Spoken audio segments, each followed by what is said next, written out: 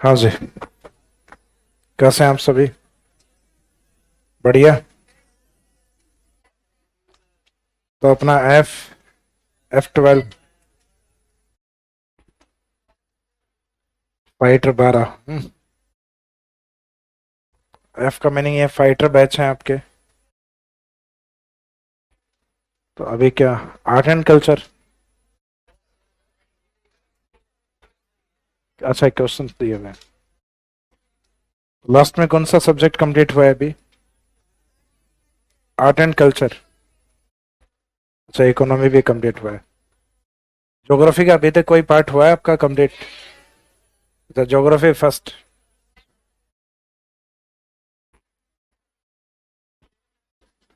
तो ऐसे कितने स्टूडेंट हैं जो नॉन ज्योग्राफी हैं, यानी ना तो 11th 12th में ना ग्रेजुएशन में ज्योग्राफी रहा हुआ?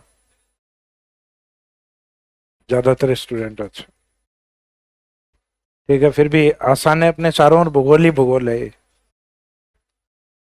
तो जो आपके आरएस में ज्योग्राफी का जो सिलेबस दिया हुआ है, इसमें ज्योग्राफी के अपने 3 पार्ट।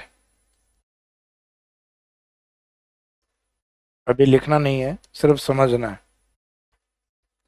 तो ज्योग्राफी वाले पार्ट में एक तो दिया हुआ है आपका वर्ल्ड ज्योग्राफी वाला पार्ट। इसके साथ आपके मेंस में एक पोर्शन जोड़ा हुआ है वर्ल्ड ज्योग्राफी के साथ फिजिकल ज्योग्राफी। फिजिकल ज्योग्राफी या भौतिक भूगोल वास्तव में ज्योग्राफी के जो मेन कॉन्सेप्ट होते हैं वो इसी में होते हैं, भौतिक भूगोल के अंदर। जिसमें अपनी पृथ्वी का बनना है, कॉन्टिनेंट्स कैसे बने, ओसेनिक पार्ट कैसे बने हैं, या पृथ्वी पे माउंटेन्स का निर्माण किस तरीके से हुआ, ये सारी नॉलेज अपने को इससे मिलती है। यानी ज्योग्राफी की जो मदर ज्योग्राफी है, यानी ज्योग्राफी की जो जननी है, वो कौन है? फिजिकल ज्योग्राफी है। लेकिन इसके ज्यादा टॉपिक नहीं, 11th और 12th की बुक में स्टार्टिंग के जो 4-5 चैप्टर दिए हुए हैं वो आपके आ रहे सिलेबस में है। यानी बहुत ज्यादा डीप में नहीं दिया हुआ, सिर्फ फिजिकल ज्योग्राफी 5 चैप्टर आपके हैं। फिर मेन जो प्रीलिम्स वाले पार्ट में, क्योंकि ये सिर्फ मेंस में दिया हुआ है, प्रीलिम्स और मेंस वाले पार्ट दोनों में जो दिया हुआ है वो वर्ल्ड ज्योग्राफी वाला पार्ट। तो एक तो विश्व भूगोल वाला पार्ट, फिर दूसरा 2 पार्ट आपके दिए हुए हैं रीजनल ज्योग्राफी। रीजनल ज्योग्राफी का मीनिंग है किसी एरिया के बारे में पढ़ना है, किसी रीजन के बारे में पढ़ना है। तो इसमें एक तो आप कहाँ से बिलोंग करते हो, भारत से। तो इसका मीनिंग आपको दिया गया है इंडियन ज्योग्राफी वाला पार्ट, भारत का भूगोल। फिर भारत में भी आप किस एरिया से बिलोंग करते हो, राजस्थान। तो इंडिया के अंदर भी आपको एक रीजनल ज्योग्राफी वापस कौन सा पार्ट, राजस्थान ज्योग्राफी वाला पार्ट, यानी राजस्थान का भूगोल ये वाला पार्ट दिया हुआ है। तो ये 2 रीजनल ज्योग्राफी के पार्ट आपके किसी क्षेत्र के बारे में, एक में भारत का भूगोल यानी भारत की जानकारी पढ़नी है, और दूसरे में दिया गया है आपको राजस्थान ज्योग्राफी यानी राजस्थान का भूगोल। ये आपको उन कंट्रीज में पढ़नी होती है जहां से आप बिलोंग करते हो या जिस एरिया से आप बिलोंग करते हो। ये आपको चाहे वर्ल्ड में कहीं जाके सरकारी नौकरी की तैयारी कहीं कर लो, ये सब जगह पढ़नी होगी। कि सर ऑस्ट्रेलिया में ऐसा ही बनना है, वहां पे भी पढ़ना होगा वर्ल्ड ज्योग्राफी। तो एक कनाडा में एसआई की तैयारी करो, वहां पे भी आपको वर्ल्ड ज्योग्राफी पढ़ना होगा। बाकी ज्योग्राफी वहाँ की रीजनल पढ़नी होंगी आपको, कनाडा का भूगोल, या फिर कनाडा के कौन से स्टेट में तैयारी कर रहे हो उसका स्टेट का भूगोल। तो अपनी जिस स्टेट में तैयारी चल रही है उस स्टेट का ज्योग्राफी भी आपके राजस्थान ज्योग्राफी, और जिस कंट्री से आप बिलोंग करते हो उसका ज्योग्राफी भी है। और एक वर्ल्ड वाइड ज्योग्राफी जो अपना वर्ल्ड ज्योग्राफी के नाम से दिया हुआ है, विश्व भूगोल के नाम से। तो ज्योग्राफी के 3 पार्ट हैं, जिसमें 2 रीजनल पार्ट यानी किसी एरिया का ज्योग्राफी, और एक संपूर्ण विश्व के बारे में जो मेन मेन, जहाँ के रिवर्स के बारे में, मेन प्लेट्यूज के बारे में, मेन माउंटेन्स के बारे में, प्रमुख डेजर्ट के बारे में जो मेन मेन जानकारी है वो पढ़नी है। तो इन तीनों पोर्शन में आपका जो क्वेश्चंस का वेटेज होता है प्रीलिम्स एग्जाम में, तो ज्योग्राफी के अंदर प्रीलिम्स एग्जाम में रहते हैं 20 से 25 क्वेश्चन। लगभग 150 क्वेश्चनों में से 20 से 25 क्वेश्चन आपके रास्ते, सॉरी, तीनों ज्योग्राफी पार्ट में से रहेंगे। जिसमें अकेले राजस्थान ज्योग्राफी से प्रीलिम्स एग्जाम में रहेंगे लगभग 15 क्वेश्चन के आसपास, लगभग 14 से 15 क्वेश्चन यहाँ से। फिर इंडिया वाला जो पार्ट है इसमें लगभग 3 से 4 क्वेश्चन, और वर्ल्ड ज्योग्राफी में लगभग 3 से 4 क्वेश्चन। राजस्थान ज्योग्राफी वाला वेटेज कई बार 18 क्वेश्चन तक भी गया है। इंडियन ज्योग्राफी में कई बार 2 और वर्ल्ड ज्योग्राफी में 2, यानी 4 क्वेश्चन यहाँ से पूछे जाते हैं। कई बार वहाँ 18 तक क्वेश्चन भी पूछे हुए, कम से कम 14-15 तो रहते ही रहते हैं। तो इसका मीनिंग प्रीलिम्स एग्जाम में अपने जो स्टेट वाले पोर्शन है उनको वेटेज दिया जाता है, क्योंकि जितने भी आपके ह्यूमैनिटीज सब्जेक्ट हैं उनके सबके स्टेट पार्ट है। जैसे हिस्ट्री है तो हिस्ट्री का स्टेट वाला पार्ट है, राजस्थान का आर्ट एंड कल्चर और राजस्थान का हिस्ट्री। फिर आपका पॉलिटी वाला पार्ट है तो इसमें स्टेट पॉलिटी यानी राज्य का जो राजनीति वाला पार्ट है वो। फिर बाद में इकोनॉमी है तो इकोनॉमी का स्टेट इकोनॉमी या इकोनॉमिक रिव्यू, जैसे अच्छे खासे क्वेश्चन आते हैं अपने आर्थिक समीक्षा से। तो इसका मीनिंग ह्यूमैनिटीज के सब सब्जेक्ट का राजस्थान पार्ट है।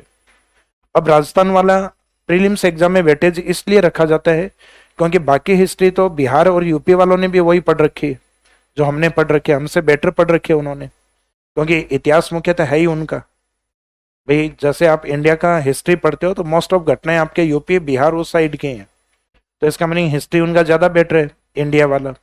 तो उन स्टूडेंट्स को राजस्थान आने के लिए रोकने के लिए एक बैरियर है ये प्रीलिम्स एग्जाम में, कि राजस्थान वाले जो सब्जेक्ट है उनका वेटेज बढ़ा दिया जाए, तो प्रीलिम्स के अंदर ही वो रुक जाएंगे। इसका मीनिंग फिर अपने स्टेट के जो स्टूडेंट है उनके फेवर का एग्जाम हो जाएगा। तो अपने जो रीजनल सब्जेक्ट है उनका इंपॉर्टेंस क्यों बढ़ाया गया, समझ में आ गया? क्योंकि अपने स्टेट का एग्जाम में अपने स्टेट के स्टूडेंट्स को ज़्यादा इसमें प्रायोरिटी में रखा जाएगा। तो इस कारण प्रीलिम्स एग्जाम में वेटेज अपना रीजनल ज्योग्राफी का ज़्यादा रहता है। ऐसा मेरे कहने पे नहीं मानना आपको, ऐसा आपको 2013 का यानी जो आरएस के नए पैटर्न माना जाता है 2013 से 2012 तक जो पैटर्न था वो था सब्जेक्ट पैटर्न। जैसे किसी का सब्जेक्ट मेंस में हिस्ट्री है, जैसे यूपीएससी में होता है ना, तो ऐसे अपने मेंस के अंदर दो दो सब्जेक्ट लेने होते थे अपने को। कुछ पेपर अपने कॉमन थे, बाकी आगे वाले जो पेपर होते वो अपने इंडिविजुअल होते। किसी के मैथ सब्जेक्ट है तो मैथ का होता है, किसी के साइकोलॉजी वाला पार्ट है, किसी के हिस्ट्री है, किसी के ज्योग्राफी है, तो उन सब्जेक्ट के अकॉर्डिंग पेपर हुआ करते थे। जिसके अंदर कई बार ये होता था कि कुछ सब्जेक्ट के पेपर इजी आते तो उसके अंदर कईयों में स्केलिंग करके नंबर बढ़ाए जाते, कईयों में कम किए जाते, तो वो विवादित थे थोड़े कि इस सब्जेक्ट में नंबर बढ़ गए, इसमें नंबर कम हो गए। तो बाद में इन्होंने क्या किया, 2013 से पैटर्न चेंज करके सबके लिए इक्वल कर दिया कि साइंस पढ़नी है तो सबको पढ़नी है, मैथ्स पढ़नी है सबको पढ़नी है, जो हिस्ट्री पढ़नी है वो सबको पढ़नी है। तो अब अपने कॉमन है, अब अपने जनरल पेपर्स हैं जो सब स्टूडेंट्स के इक्वल हैं।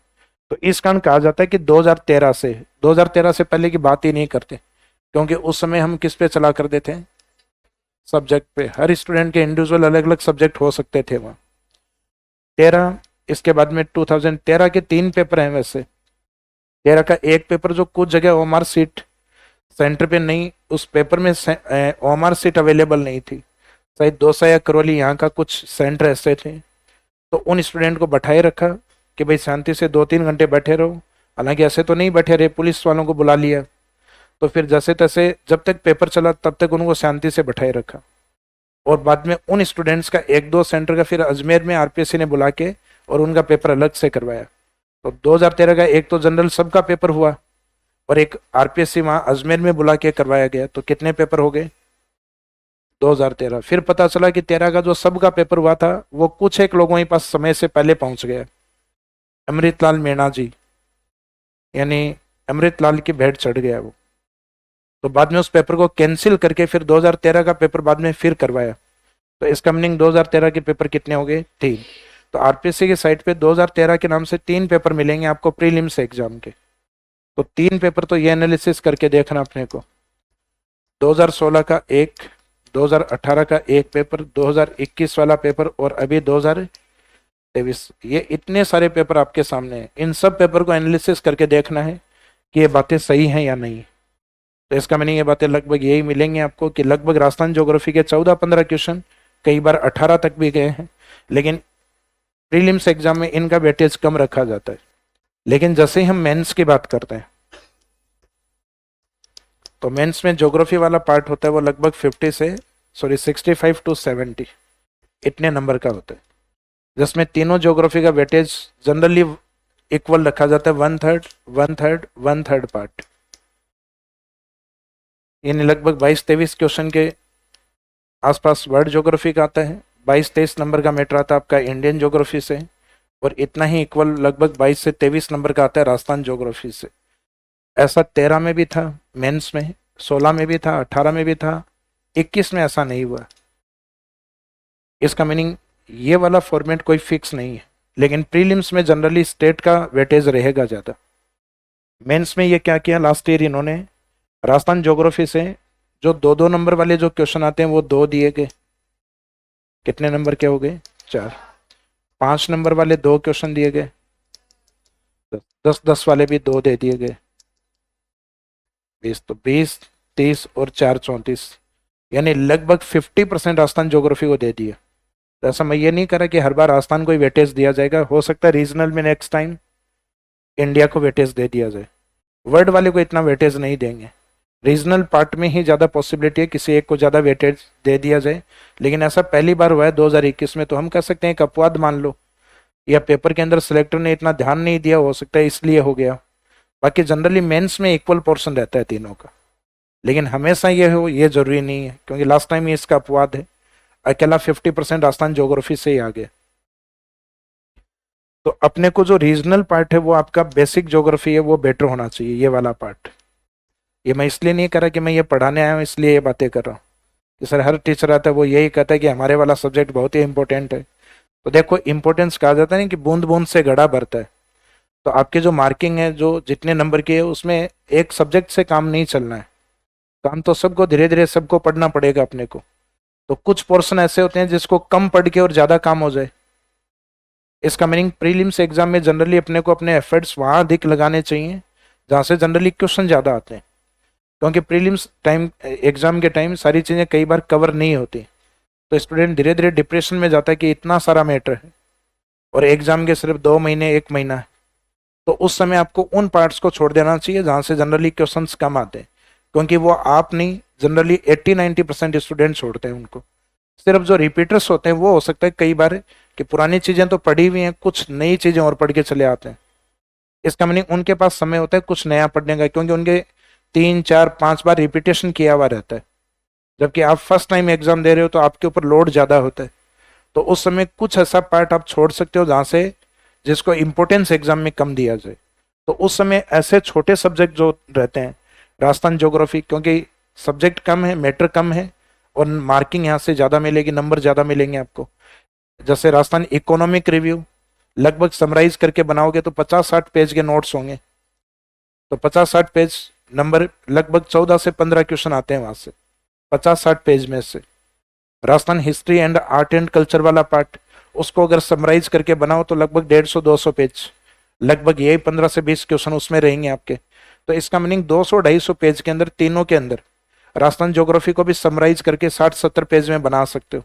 भाई नोट्स लिखेंगे वो तो 200-250 पेज तक जाएंगे, लेकिन थोड़ा शॉर्ट कर करके धीरे धीरे आप 60-70 पेज तक ला सकते हो। इसका मीनिंग 200-250 या मैक्सिमम 300 पेज तक आप लगभग 50-60 क्वेश्चन को कवर कर सकते हो, यानी मिनिमम पेज और मैक्सिमम क्वेश्चन हो सकते हैं। और बाकी जो पोर्शन है उसके लिए अपने को हजारों पेज पढ़ने पड़ेंगे, और उन हजारों पेजों में से क्वेश्चन आएंगे अपने 60-70 या 80 क्वेश्चन। तो इसका मीनिंग उन पार्ट को ज़्यादा टारगेट करो जो मैटर कम है और अपने को नंबर अधिक दें। तो उसमें से एक अपना रीजनल ज्योग्राफी कौन सा है? राजस्थान ज्योग्राफी। तो आज स्टार्ट करेंगे अपन इस वाले पार्ट को। हेडिंग डालिए राजस्थान ज्योग्राफी।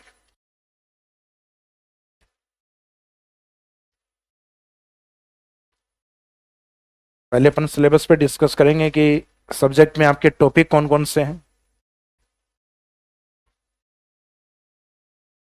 तो हेडिंग अपना रीजनल ज्योग्राफी में पहले रहेगा राजस्थान का भूगोल।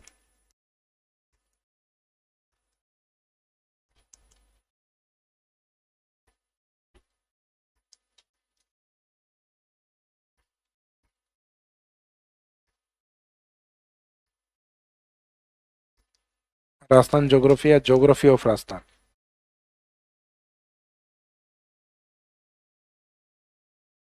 राजस्थान भूगोल। राजस्थान भूगोल में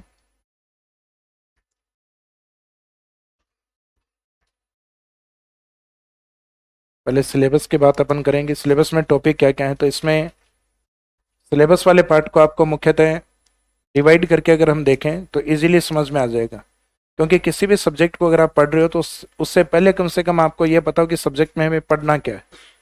तो इसमें एक तो रहते हैं आपके जनरल टॉपिक्स, या जिसको हम कहेंगे जनरल ज्योग्राफी, राजस्थान का सामान्य भूगोल जो है।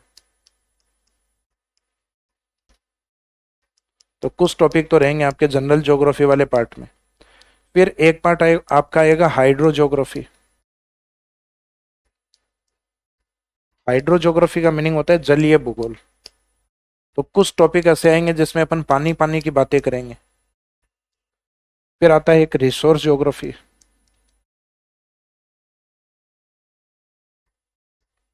रिसोर्स का मीनिंग है जिसमें हम संसाधनों की बात करेंगे, संसाधन भूगोल। फिर लास्ट में एक पार्ट आएगा आपका इकोनॉमी ज्योग्राफी। इकोनॉमी ज्योग्राफी यानी जिसमें बात हम करेंगे अर्थव्यवस्था से रिलेवेंट भूगोल की, आर्थिक भूगोल की।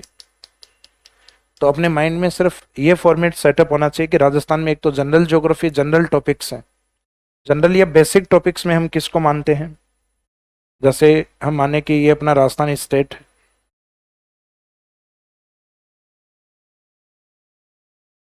अपने राजस्थान स्टेट का निर्माण किस तरीके से हुआ, यानी राजस्थान की उत्पत्ति कैसे हुई, ओरिजिन ऑफ राजस्थान। तो राजस्थान का निर्माण कैसे हुआ, इसको लेके एक टॉपिक चलता है अपना। हालांकि ये बेसिक्स आपके सिलेबस में नहीं लिखा हुआ, लेकिन फिर कवर करेंगे अपन इसको। जैसे आपके बारे में अगर कोई व्यक्ति पढ़े तो सबसे पहले बताना होगा कि इस व्यक्ति का जन्म यहाँ पर हुआ और इस दिन हुआ। तो राजस्थान के बारे में पढ़ रहे हैं तो राजस्थान के जन्म के बारे में बताना होगा कि इसका फॉर्मेशन या निर्माण कैसे हुआ है और बाद में इसकी लोकेशन कहाँ पर है। जैसे जनरली आपसे पूछा जाता है, कोई भी व्यक्ति आपसे इंट्रोड्यूस होता है कि आपका नाम क्या है, फिर पूछता है कि कौन से डिस्ट्रिक्ट से हो, इसका मीनिंग आपकी लोकेशन पूछी गई है। तो राजस्थान की उत्पत्ति के बाद में या निर्माण के बाद में दूसरा टॉपिक आता है इसकी लोकेशन या स्थिति। किसी भी ज्योग्राफिकल एरिया की स्थिति को दो चीज़ों से बताया जाता है, एक तो लेटीट्यूड से और एक लॉन्गिट्यूड से। तो लेटीट्यूड और लॉन्गिट्यूड क्या है, तो ग्लोब के अंदर जो लेटी हुई रेखाएं होती हैं इनको कहा जाता है अक्षांश रेखाएं, और जो लंबी वाली हैं इनको कहा जाता है लॉन्गिट्यूड, देशांतर रेखाएं। तो इन अक्षांश और देशांतर रेखाओं से अपने को सही लोकेशन का पता लग जाता है। अब वर्ल्ड में चाहे कहीं पे भी जाके आप बता दोगे कि हमारी लोकेट्यूड और लेटीट्यूड और लॉन्गिट्यूड लोकेशन ये है, तो वो समझ जाएंगे।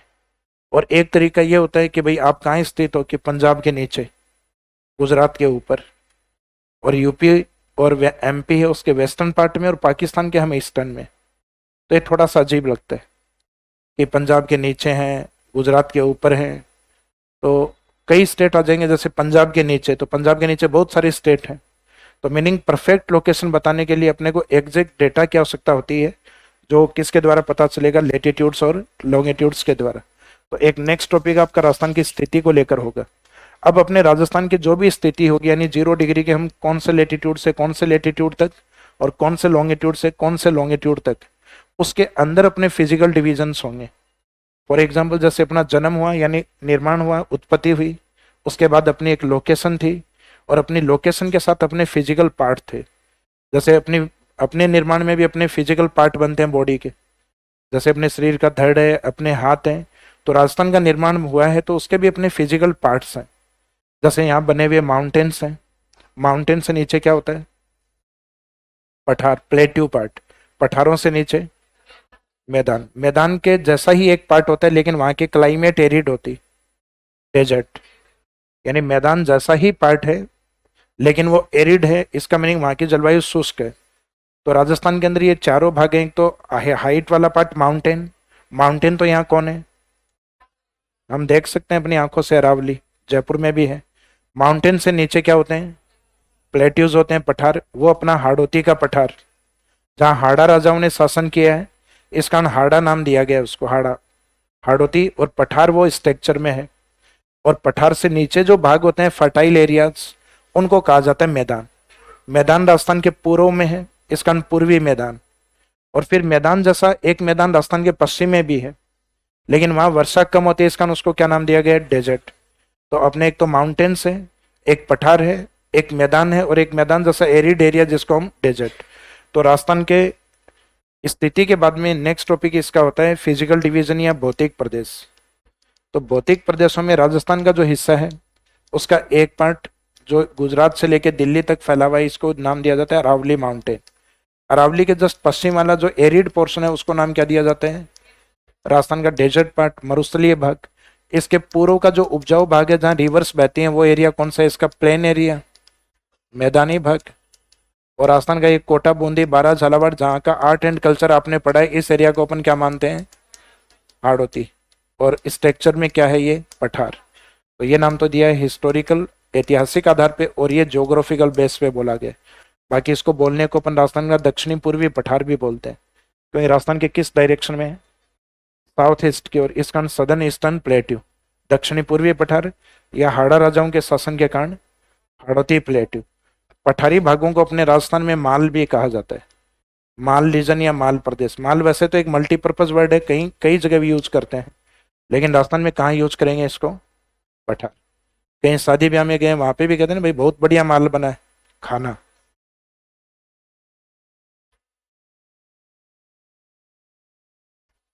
तो राजस्थान के जो फिजिकल डिवीजन वाला टॉपिक है, इसमें राजस्थान के कितने पार्ट रहेंगे? 4। जैसे अपनी बॉडी है, इसके भी अलग अलग फिजिकल पार्ट या डिविजन्स होते हैं। अपना शरीर है, उसका अपना एक क्लाइमेट होता है, उसका एक टेम्परेचर होता है। तो राजस्थान के फिजिकल डिवीजन है, उनका भी अपना क्या रहेगा? एक क्लाइमेट रहेगी, एक जलवायु रहेगी। कि राजस्थान के पश्चिम की जलवायु है जो अपने आप में एरिड और सेमी एरिड, शुष्क और अर्ध शुष्क। आप हाड़ौती की और कोटा की ओर बढ़ोगे तो झालावाड़ की ओर बढ़ोगे, झालावाड़ को राजस्थान का चेरापूंजी कहा जाता है। इसका मीनिंग इधर से और इस साइड में आने पर वर्षा की मात्रा, और डेजर्ट की ओर जाने पर, डेजर्ट इसीलिए है क्योंकि वर्षा कम है।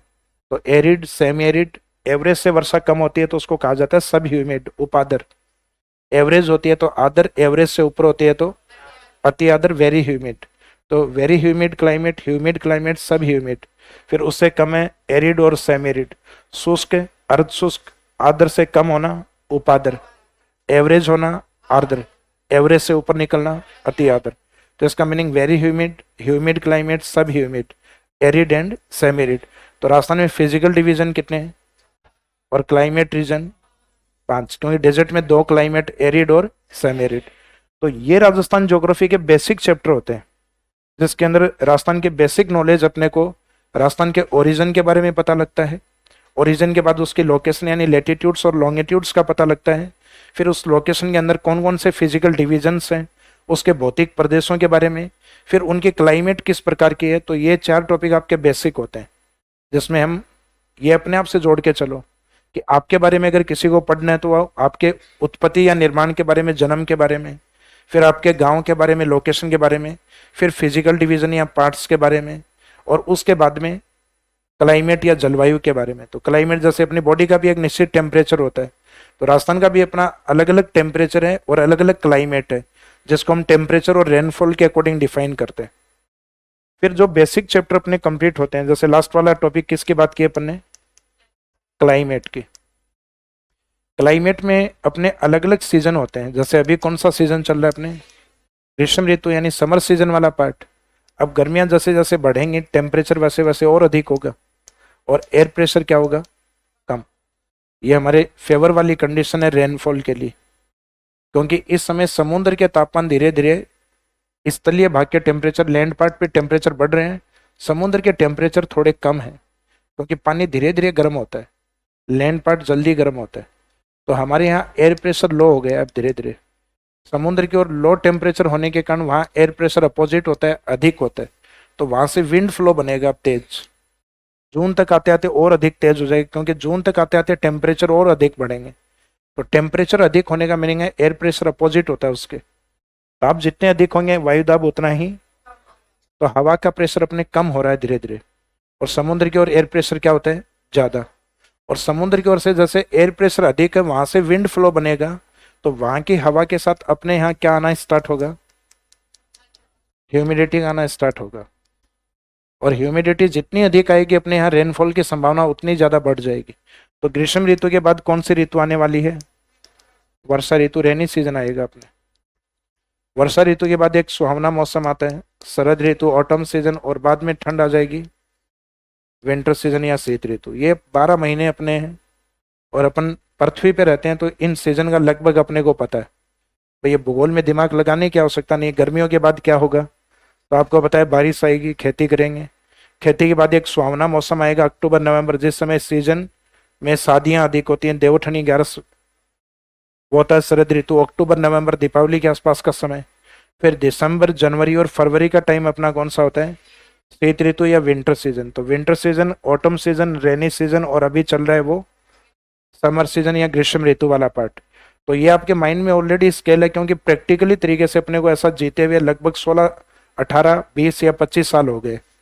यानी जिसकी जितनी उम्र हो गई उसने उतने सावन देख लिए, तो गर्मी को उतनी अधिक बार देख लिया उसने। तो इन चीजों को अपन ने प्रैक्टिकली रूप से कवर किया हुआ है। तो अब आपको बताने की जरूरत नहीं है गर्मियों के बाद बारिश होगी, आप खुद कहोगे पता है हमें। तो वर्षा ऋतु जैसे ही स्टार्ट होती है उसके साथ हमारी कुछ टॉपिक स्टार्ट होते हैं। जैसे ही बारिश से स्टार्ट होगी अपने ड्रेनेज सिस्टम एक्टिव होता है। ड्रेनेज सिस्टम यानी राजस्थान की नदियां, राजस्थान का अपवाह तंत्र। क्योंकि हमारे यहाँ राजस्थान में ग्लेशियर देखे हैं आपने कभी? पहाड़ों के ऊपर कोई बर्फ और वो मेल्ट होके उससे नदी निकली हो, ऐसा हिमालय में तो है लेकिन राजस्थान में नहीं है ऐसा। तो इसका मीनिंग हमारी नदियों का वाटर सोर्स यानी जो पानी का स्रोत है वो क्या है? ग्लेशियर या रेनी वाटर। तो अपने वर्षा ऋतु का जो पानी है उसके द्वारा नदियां एक्टिव होती हैं। तो नेक्स्ट वाले जो टॉपिक है आपके हाइड्रोजोग्राफी। तो जनरल ज्योग्राफी में तो क्या होगा समझ में आ गया?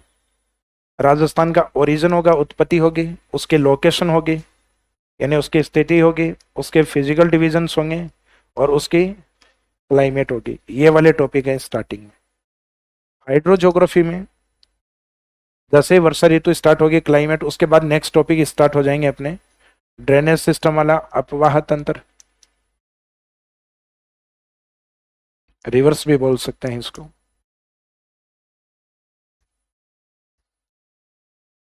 एक तो ये टॉपिक ड्रेनेज सिस्टम को रोककर, नदियों को रोककर क्या बनाई जा सकती है राजस्थान में? झील बनाई जा सकते हैं। तो एक झीलें, ये टॉपिक दिया हुआ लेक्स वाला टॉपिक, जिसमें वाटर नेचर के अकॉर्डिंग दो प्रकार में डिवाइड करके पढ़ेंगे, एक तो फ्रेश वाटर लेक और एक ब्राइन वाटर लेक।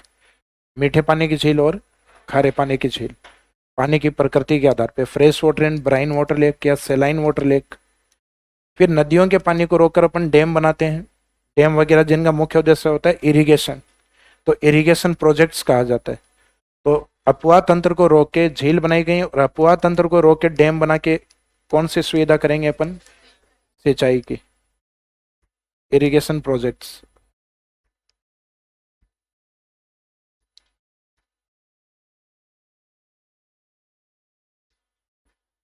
अब नदियों के पानी का यूटिलाइज कैसे किया जाए, बांध के पानी का या सिंचाई में यूज कैसे किया जाए, इसके लिए अपने को एक टॉपिक बताएगा जिसका नाम रहेगा जल संरक्षण या जल संरक्षण की तकनीकें।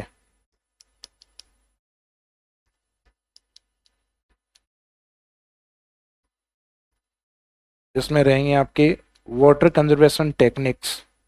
जल संरक्षण के एक तरीके तो वो रहे हैं जो पुराने राजा महाराजाओं ने अपनाए, बावड़ी बनाना, झील बनाना, टांका बनाना, टोबा बनाना। जैसे जैसे पढ़ेंगे मीनिंग समझ में आ जाएंगे अपने को। एक तरीके वो हैं जो आजकल अपन ने अपनाए, जैसे बहते हुए पानी उसको रोकना, डैम बनाना, डैम बना लिया तो उससे लिंक निकालना, कैनाल बनाना। तो कैनाल भी आजकल बनी है 20वीं शताब्दी से। जैसे राजस्थान की प्रथम पक्की नहर माना जाता है गंग नहर को, 1927। बीकानेर का इतिहास पढ़ा होगा आपने।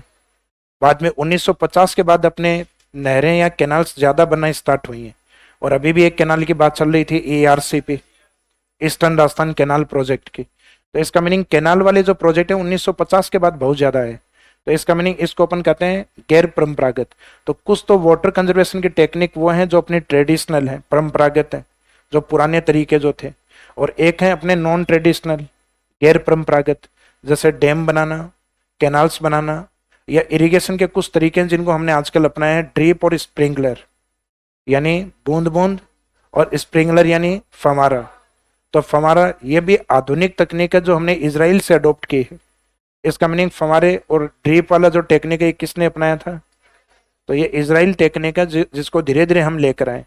पहले अपने गांव में लगभग 15, 20, 25 साल पहले गांव के अंदर अपन क्या क्या करते थे, सिर्फ इस तरीके से ये जो अपना वेल्स था यहाँ से एक पाइप आता और खेत के अंदर इस तरीके से हम पार्टीशन करके और मिट्टी के बीच में यहाँ पानी छोड़ दिया करते थे, क्यारी यानी दोरों के अंदर पानी। तो अपना तरीका ये था। किसान के पास धीरे धीरे जैसे बजट आने लग गया, टेक्नोलॉजी आने लग गई, तो हमने पाइपलाइन को खेतों में गाड़ के और उसके बाद में फव्वारे चलाना स्टार्ट कर दिए। फिर पता चला कि फव्वारों से भी पानी ज़्यादा यूज होता है, प्रॉपर प्लांट के ऊपर पानी डाला जाए तो इसका मीनिंग वो है ड्रिप इरीगेशन। तो आप एक तो ओपन वाटर यूज करते हो और एक ड्रिप यूज करते हो। तो ड्रिप में वाटर यूटिलाइज केवल 1/4 यूज होता है, यानी आप जो अकेले खुला पानी यूज कर रहे थे उतना 3 किसानों को और दे सकते हो, क्रॉप्स प्रोडक्शन उतना ही होगा आपका। आप चाहे पूरे खेत में ज्यादा पानी बिखेरो, चाहे 1/4 ड्रिप से यूज करो, प्रोडक्शन उतना ही बैठेगा। इसका मीनिंग आप जो पानी का यूटिलाइज कर रहे हो उसका फायदा 3 किसानों को, इसका मीनिंग प्रोडक्शन अपन लगभग 3 टाइम मल्टीपल और बढ़ा सकते हैं कम से कम ड्रिप के माध्यम से। तो ये जो टॉपिक रहेगा ये पानी के संरक्षण, ये लगभग सब एग्जाम में देने लग गए आजकल। कारण यह है कि राजस्थान अपने आप में एक डेजर्ट स्टेट है, यहाँ का मोस्ट ऑफ एरिया डेजर्ट है, यहाँ पानी की काफी ज्यादा कमी है। भाई अपने घी ज्यादा मिल जाएगा, पानी कम है। इसका मीनिंग पशु संपदा अपने ठीक है इंडिया में, यूपी के बाद में हम नंबर 2 पे हैं, लेकिन पानी के अंदर हमारी रैंक ढूंढे नहीं मिलेगी आपको। तो राजस्थान के अंदर वाटर वाले जो टॉपिक हैं वो ये 4 टॉपिक हैं जिसमें पानी पानी की बात होती है। तो एक तो हो गया अपना रिवर्स यानी ड्रेनेज सिस्टम, ड्रेनेज सिस्टम को रोक के बनाई गई झील, ड्रेनेज सिस्टम के ऊपर डिपेंड है इरिगेशन प्रोजेक्ट, और लास्ट वाला टॉपिक अपने को बताएगा जल को कैसे बचाया जाए, यानी वाटर कंजर्वेशन टेक्निक्स, जल संरक्षण की तकनीक। तो पानी वाले कितने टॉपिक हैं? 4। नदी, इनके ऊपर बनी हुई झील, नदियों पे बने हुए इरिगेशन प्रोजेक्ट, और लास्ट में वाटर कंजर्वेशन टेक्निक्स। तो ये हाइड्रो ज्योग्राफी वाला पार्ट आपका ये रहेगा। उसके बाद में नेक्स्ट है रिसोर्स ज्योग्राफी, संसाधन भूगोल। एग्जाम्पल के तौर पे एक बार ये अपनी पृथ्वी मान लीजिए, पृथ्वी का एक पार्ट,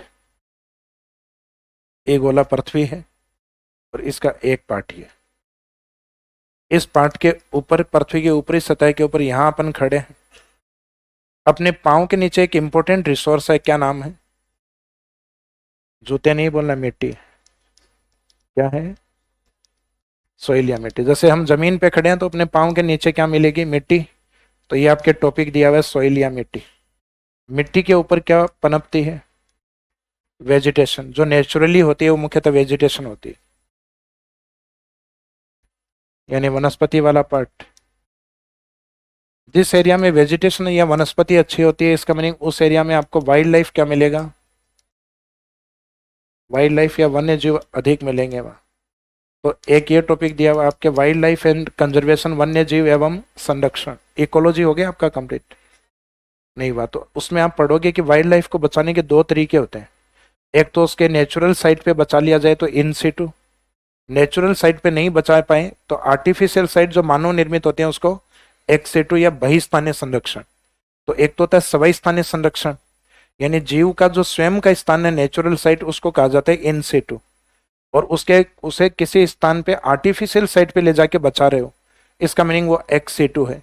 जैसे किसी जीव जो फॉरेस्ट एरिया से बाहर निकल के आया, उसका एक्सीडेंट हो गया और उसकी कई पसलियां हड्डियां टूट गई, तो एक आप उस रोड से निकल रहे थे, तो एक तो ये कहता है कि भाई उस जीव को जो रोड पे पड़ा है उसको उठा के जंगल में फेंक दो, और एक है कि आप फॉरेस्ट डिपार्टमेंट वालों को बताओगे कि भाई एक टाइगर है जो मुख्यतः घायल अवस्था में, यूं लग रहा है शायद मर गया, तो एक आप फॉरेस्ट डिपार्टमेंट को सूचित करोगे। अब फॉरेस्ट डिपार्टमेंट वाले आके क्या करेंगे? उसको वहां से उठा के जू या जंतु वाले लेके जाएंगे, जू में उसका इलाज चलेगा और पता चलेगा भाई टाइगर अब शिकार नहीं कर पाएगा कभी, क्योंकि इतनी हड्डियां टूट चुकी हैं, लेकिन हाँ बैठा बैठा जरूर खा लेगा वो। तो उसको वो क्या रखेंगे? जू में रखेंगे। फिर तो उससे हमारा एक पर्पज पूरा होगा, हमारा टूरिज्म हो जाएगा और उस जीव को सर्वाइव करने के लिए वहां जगह मिल जाएगी। तो क्या वो उस जू में रखना टाइगर का अपने आप में इन सिटू साइट है क्या? वो नहीं, उसकी स्वयं की जगह थी जंगल, वो इन सिटू थी उसका नेचुरल साइट, और वहां से निकाल के उसको बाहर रखा है अपन ने मानव स्थान पे, मानव के द्वारा बनाए गए स्थान पे, वो एक्स सिटू है। तो इस वाइल्ड लाइफ वाले चैप्टर को हम 2 पार्ट्स में डिवाइड करेंगे, एक तो इन सिटू साइट और एक एक्स सिटू साइट। तो एक ये चैप्टर रहेगा, लेकिन अब वर्तमान में रिसोर्स नहीं है हमारे लिए। पहले तो वन्य जीव क्या हमारे लिए संसाधन थे, अब ये वेजिटेशन वाले टॉपिक के साथ ये कवर किया जाता है टॉपिक, इसलिए कवर तो हम रिसोर्स वाले टॉपिक के साथ ही करेंगे।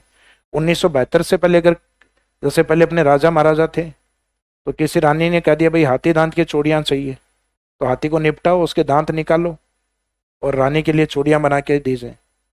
इसका मीनिंग वन्य जीवों का इतना महत्व नहीं था।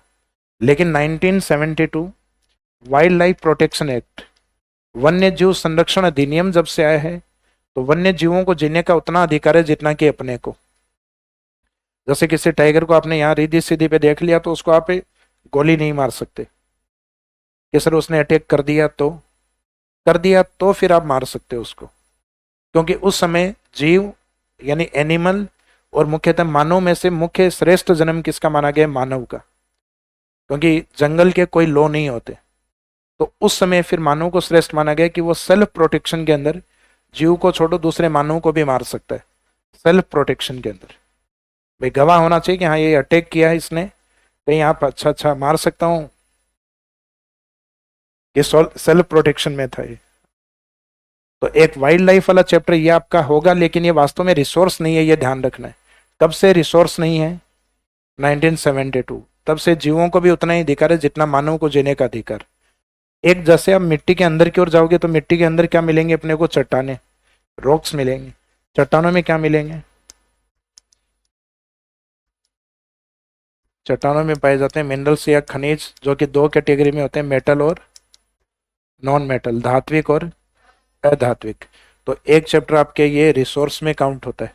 तो ये रिसोर्स वाले वैसे तो इसमें 4 टॉपिक कवर होंगे, लेकिन रिसोर्स के तौर पे ये 3 ही है, क्योंकि वेजिटेशन में मोस्टली नेचुरली अधिक होती है, मानवीय प्रयासों से कम लगाई जाती है। जैसे अरावली पूरी हरी भरी दिखाई देती है अपने को बारिश के टाइम। क्या आप में से कोई अरावली के ऊपर पेड़ लगा के आया आज तक? नहीं लगा के, मैं भी नहीं लगा के आया आज तक। तो इसका मीनिंग अरावली पे जो ग्रीनरी दिखाई दे रही है वो क्या है? वो नेचुरल वेजिटेशन है। अपन तो एक लगाते हैं, जिसमें एक पेड़ लगाते हैं और 100 सेल्फी लेते हैं, यानी कई बार लेते लेते 100 तक पहुंच जाती है सेल्फी। बाद में फेसबुक पे टैग और करते हैं, मेरा पर्यावरण संरक्षण पे पर्यावरण को अमूल्य योगदान, एक पेड़। तो मीनिंग है कि वैसे इसको नेचुरल रिसोर्स ज्यादा माना जाता है, मानवीय प्रयासों से भी लगाया जाता है लेकिन सीमित होता है वो। तो ये वाले जो टॉपिक हैं आपके, यानी जमीन पे खड़े होकर अपने को सोचना है कि रिसोर्स क्या क्या है। तो जमीन पे एक तो अपने पाँव के नीचे रिसोर्स है मिट्टी, सॉइल। एक मिट्टी के अंदर चट्टाने हैं और उसके अंदर मिनरल्स हैं।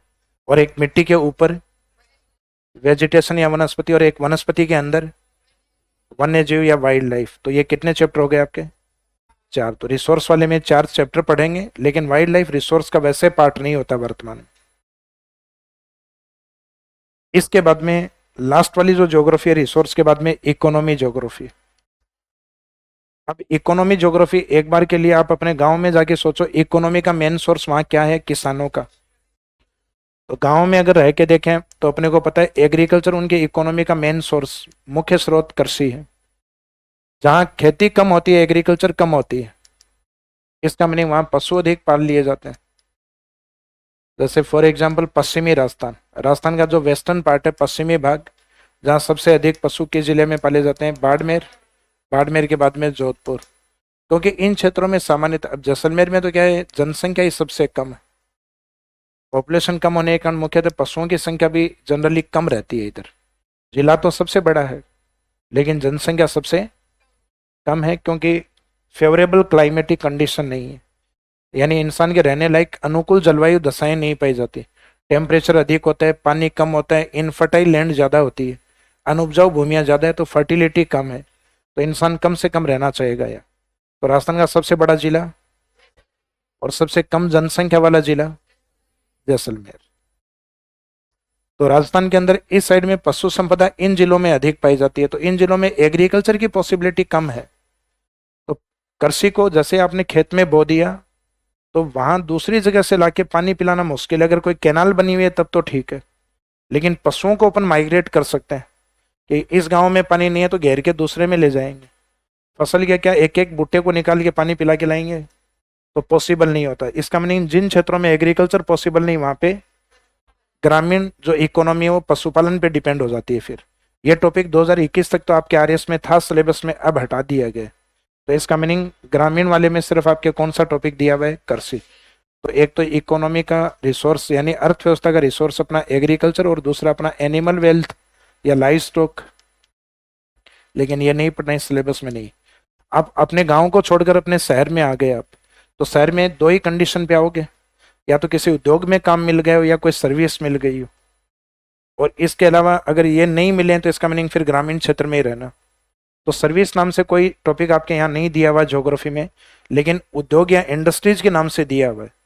तो गांव में थे तब तक तो अपने इकोनॉमी के सोर्स ये थे, जैसे ही शहर में शिफ्ट हुए तो आपका अर्थव्यवस्था का आधार क्या हो गया?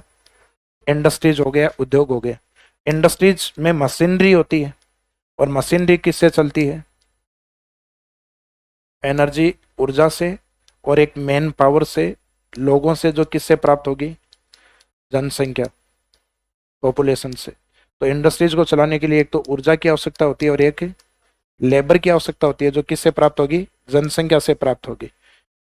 अब ये जनसंख्या जो उद्योग में लगी हुई है, ये जनसंख्या जो पशुपालन में लगी हुई है, ये जनसंख्या जो कृषि में लगी हुई, उसको अपनी एक इनकम प्राप्त होगी एक टाइम के बाद, खेती होने के बाद, पशुओं को पालने के बाद, या उद्योग में काम करने के बाद। उस इनकम से वो क्या सोचता है? पहले तो अपने बेसिक रिक्वायरमेंट पूरी करता है, रोटी, कपड़ा, मकान। और जब पैसा बहुत अधिक होता है तो फिर बाद में वो इधर उधर घूमना स्टार्ट करता है, जिसको हम कहते हैं टूरिज्म, पर्यटन। तो इसका मीनिंग, इसके पास जैसे ही पैसा आएगा, किसकी सोचेगा ये? तो एक टॉपिक आपके ये दिया हुआ सिलेबस में, टूरिज्म या पर्यटन वाला।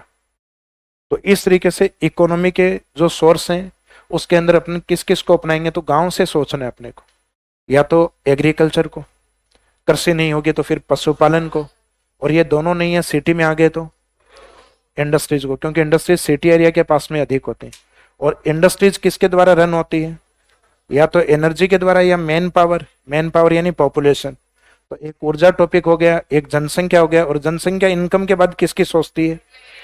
टूरिज्म या पर्यटन की। तो अपने माइंड में ये चार फॉर्मेट होने चाहिए कि ज्योग्राफी में एक तो जनरल ज्योग्राफी के टॉपिक्स हैं, एक अपने हाइड्रो ज्योग्राफी जल वाले टॉपिक हैं, एक रिसोर्स या संसाधन वाले हैं, और एक अपने इकोनॉमी यानी जिससे अपनी अर्थव्यवस्था चलती है वो वाले टॉपिक है। तो जनरल ज्योग्राफी के टॉपिक कौन कौन से हैं?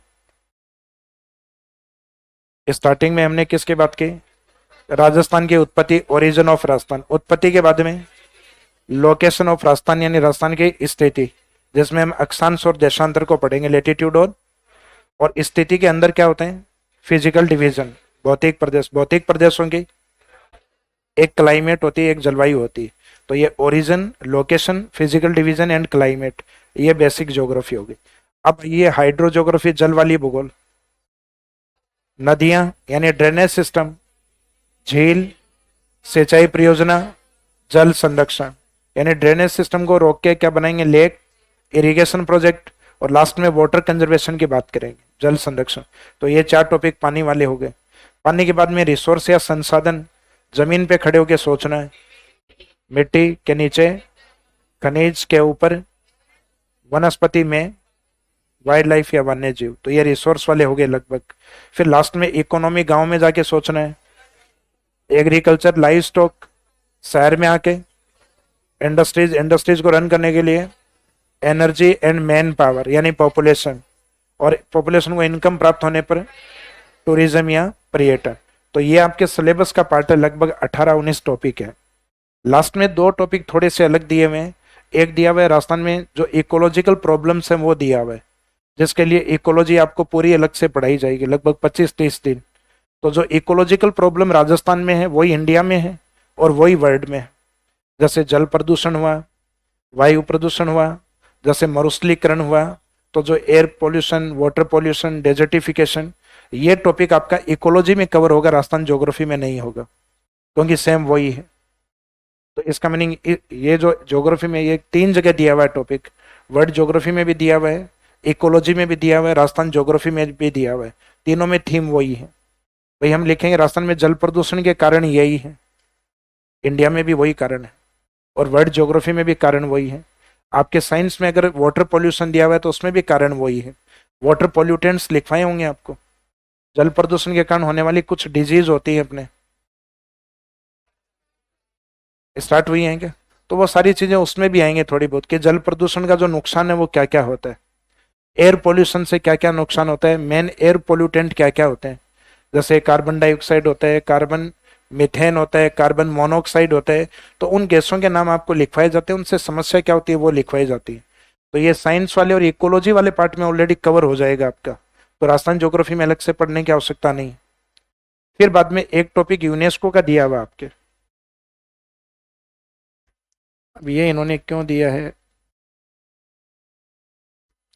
क्योंकि इन्होंने जिस थीम पे दिया उसमें से एक थीम तो राजस्थान में छोड़ो इंडिया में ही नहीं है, कि यूनेस्को की कुछ कॉन्सेप्ट हैं, यूनेस्को की कुछ संकल्पना है जो इन्होंने अपना रखी है।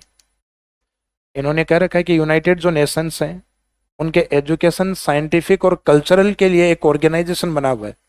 यानी उनकी शिक्षा को लेकर, उनके मुख्यतः वैज्ञानिक सब्जेक्ट को लेकर, यानी जियोलॉजी वगैरह उन स्थानों को लेकर, और कल्चर और सांस्कृतिक स्थानों को लेकर उनके प्रोटेक्शन के लिए वर्ल्ड वाइड काम कौन करेगा? वैश्विक स्तर पे यूनेस्को काम करेगा। जो यूनाइटेड नेशंस हैं उनके सदस्य राष्ट्र उनके लिए एक काम करेगा। तो यूनाइटेड नेशंस का एक ऑर्गेनाइजेशन है एजुकेशनल, साइंटिफिक और कल्चरल, इन सब के लिए काम करने के लिए। तो इसके कुछ कॉन्सेप्ट चलते हैं विश्व में, जिसमें एक कॉन्सेप्ट आता है जियो पार्क। तो जियो पार्क अपने आप में एक ऐसा एरिया होता है जिसमें विश्व के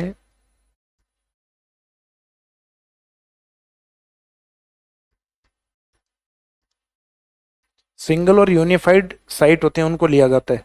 यानी ऐसे स्थान जो अपने आप में ऐसे एकल स्थान हो जिससे दूसरे की तुलना नहीं की जा सकती, यानी वैसा स्थान कहीं और नहीं हो। तो एकल और एकीकृत स्थान, सिंगल और यूनिफाइड, जिनका अपने आप में एक जियोलॉजिकल इंपोर्टेंस हो। जियोलॉजिकल यानी उनका जो निर्माण है वो विशेष तरीके से हुआ हो, या उस प्रकार की चट्टानें या उस प्रकार की स्थलाकृतियां पृथ्वी पे कहीं और देखने को नहीं मिले। तो ऐसे कुछ स्थान हो जिसको जियो पार्क के रूप में डेवलप किया जाए। इंडिया में अभी तक एक भी जियो पार्क नहीं है। तो जियो पार्क कॉन्सेप्ट यूनेस्को ने 2001 में अपनाई। तो एक तो आपके ये दिया हुआ है जियो पार्क। एक कॉन्सेप्ट होता है इनका जियो हेरिटेज। जियो हेरिटेज साइट यानी भू विरासत स्थल।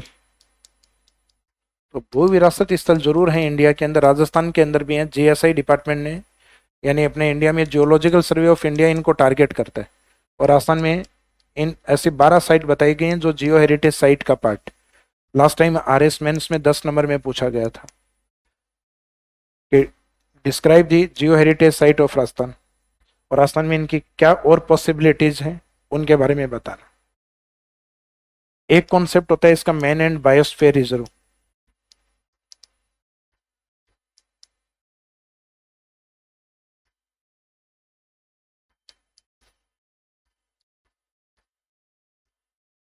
ये मुख्यतः वैसे जैवमंडल के नाम से फेमस है। तो जैवमंडल का कॉन्सेप्ट है यूनेस्को ने लगभग 1971 से अपनाया हुआ है। इंडिया ने इस कॉन्सेप्ट को, मैन एंड बायोस्फीयर कॉन्सेप्ट को 1986 से अपनाया, जिसमें इंडिया का first man and biosphere reserve माना जाता है नीलगिरी को। और भारत ने बढ़ते बढ़ते अपने कितने जैवमंडल बना लिए हैं? 18। और यूनेस्को ने उनमें से अपनी लिस्ट में कितने शामिल कर लिए हैं? 12। तो इसका मीनिंग यहाँ जो अप्रोच होती है यूनेस्को की वो रहती है बॉटम टू अप अप्रोच। यानी वो राज्य या वो राष्ट्र है पहले अपने खुद बनाए, यूनेस्को मॉनिटरिंग करेगा उसकी, और उसको लगेगा कि वास्तव में वैश्विक स्तर का बायोस्फीयर यानी वर्ल्ड वाइड बायोस्फीयर है, ये ऐसी इकोलॉजी यहाँ पर है, तब जाके फंडिंग करते हैं। अदरवाइज ये कमी निकाल के जाते हैं कि इसमें ये कमी है, इसमें थोड़ा सुधार और करो, फिर फंडिंग कर देंगे।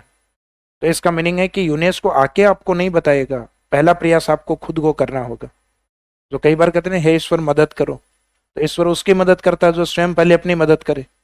और भगवान भरोसे ही बैठे रहोगे तो भगवान आएगा कभी? नहीं आना। लेकिन भगवान में आस्था रखते हुए आप खुद से आप बढ़ के काम करोगे तो धीरे धीरे काम होना स्टार्ट होते हैं। तो सेम उसी तरीके से इनकी अप्रोच रहती है बॉटम टू अप अप्रोच। इसका मीनिंग पहले बॉटम लेवल पे अपने को काम करना होगा। तो भारत ने अपने जैवमंडल कितने बनाए? 18। तो हम बनाते चले गए, साथ साथ में यूनेस्को से मॉनिटरिंग करवाते चले गए कि भाई इनमें से कौन सा वर्ल्ड वाइड है जिसमें आप फंडिंग करोगे। जैसे भारत ने अपने 8 बनाए, तब यूनेस्को ने मॉनिटरिंग करके उसमें से 2 या 3 अपने शामिल कर लिए लिस्ट में। तो 3 के लिए फंडिंग कर दी, बाकी हमारी फंडिंग सेंट्रल गवर्नमेंट ने की। तो राजस्थान में एक भी मैन एंड बायोस्फीयर रिजर्व नहीं है, राजस्थान में एक भी नहीं है, जबकि इंडिया में कितने हैं? 18। और यूनेस्को लिस्ट में कितने पहुंच गए? उनमें से 12। तो ये इसी प्रकार की अप्रोच है। अब इसमें ये वाले तो नहीं दिया गया सिलेबस में आपके, राजस्थान ज्योग्राफी में नहीं है, ये इकोलॉजी में दिया हुआ है कि यूनेस्को का मैन एंड बायोस्फीयर रिजर्व उस वाले पार्ट में दिया हुआ है। राजस्थान में इसके सिर्फ 2 ही कॉन्सेप्ट आपके दिए हुए हैं, एक तो जियो पार्क जो स्पेसिफिक जियोलॉजिकल साइट होती, और एक दूसरा कॉन्सेप्ट दिया गया जियो हेरिटेज साइट, जिसमें नेचुरल साइट भी हो सकती है, कोई कल्चरल साइट भी हो सकती है, कोई एब्स्ट्रैक्ट आर्ट भी हो सकती है। जैसे जियो हेरिटेज साइट में राजस्थान में देखें तो एक तो एब्स्ट्रैक्ट आर्ट अमूर्त कला है, कालबेलिया नृत्य, जो इसमें शामिल है 2010। क्योंकि एब्स्ट्रैक्ट आर्ट या अमूर्त कला का मीनिंग है कि उस कला को आप उस समय देख सकते हो जिस समय उसको रिप्रेजेंट किया जाए। जैसे कोई आके हमें पूछे कालबेलिया नृत्य कहाँ स्थित है, तो कहीं स्थित नहीं है, गुलाबो नाचेगी तब दिखेगा। तो इसका मीनिंग उसके जो प्रमुख नृत्यांगना गुलाबो या गुलाबो की तरह अगर कोई नाचे तो वो जो अमूर्त कला है वो मूर्त दिखाई देगी फिर, और जैसे ही नाचना बंद कर दे तो अमूर्त कला। तो इसका मीनिंग जो कलाएं हम देख नहीं सकते वो अमूर्त कला होती। देखने का मीनिंग है जो स्थायी नहीं होती, और एक होती है स्थायी जो कि हिस्टोरिकल साइट के रूप में या ज्योग्राफिकल साइट के रूप में। तो ज्योग्राफिकल साइट में तो इसमें है केवलादेव, और हिस्टोरिकल साइट के अंदर अपने 6 फोर्ट हैं, जंतर मंतर है, और जयपुर का परकोटा है। तो कितने हो गए? कल्चरल साइट में 8, 6 फोर्ट हो गए, एक जंतर मंतर और एक जयपुर परकोटा, यानी जयपुर 4 दीवारी जो है मार्केट वाला जो एरिया। तो इसका मीनिंग 8 तो ये हो गए, एक एब्स्ट्रैक्ट आर्ट हो गई 9, और एक ज्योग्राफिकल साइट केवलादेव। तो राजस्थान के अंदर जो जियो हेरिटेज साइट है वो कितनी है? 10। और जो जीएसआई डिपार्टमेंट ने जो संभावना बता रखी है वो कितनी है? इनका अपने को पता होना चाहिए पॉसिबिलिटीज आने वाले टाइम में कितने की ओर। तो ये 12 पॉसिबिलिटी, पिछली बार यही पूछा गया था कि राजस्थान में जियो हेरिटेज साइट है वो कॉन्सेप्ट क्या है। तो कॉन्सेप्ट तो है ज्योग्राफिकल, कल्चरल और एब्स्ट्रैक्ट आर्ट को प्रोटेक्ट करना। और कब से चल रहा है कॉन्सेप्ट? 1972, ये 1972 से चल रहा है।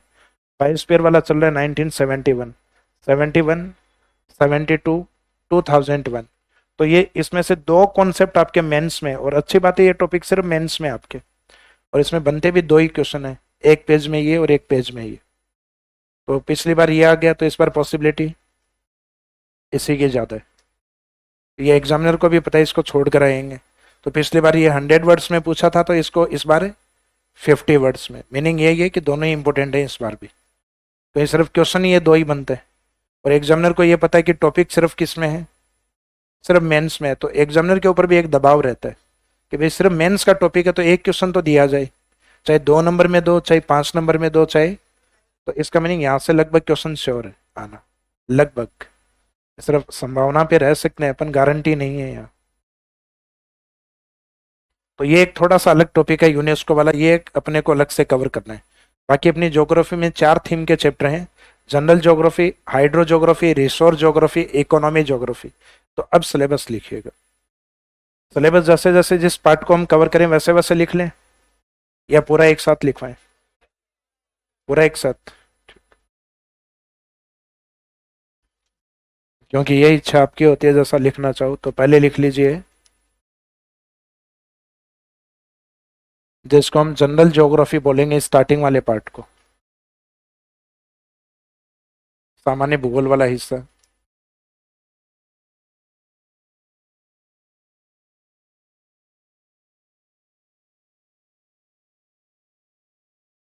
उसमें फर्स्ट टॉपिक रहेगा राजस्थान की उत्पत्ति,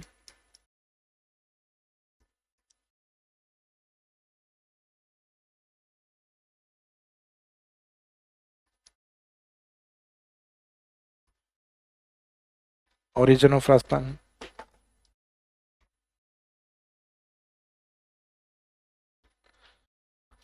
राजस्थान की उत्पत्ति होने के बाद में, यानी निर्माण के बाद में, सेकेंड पार्ट रहेगा राजस्थान की स्थिति एवं विस्तार। इसमें लोकेशन के साथ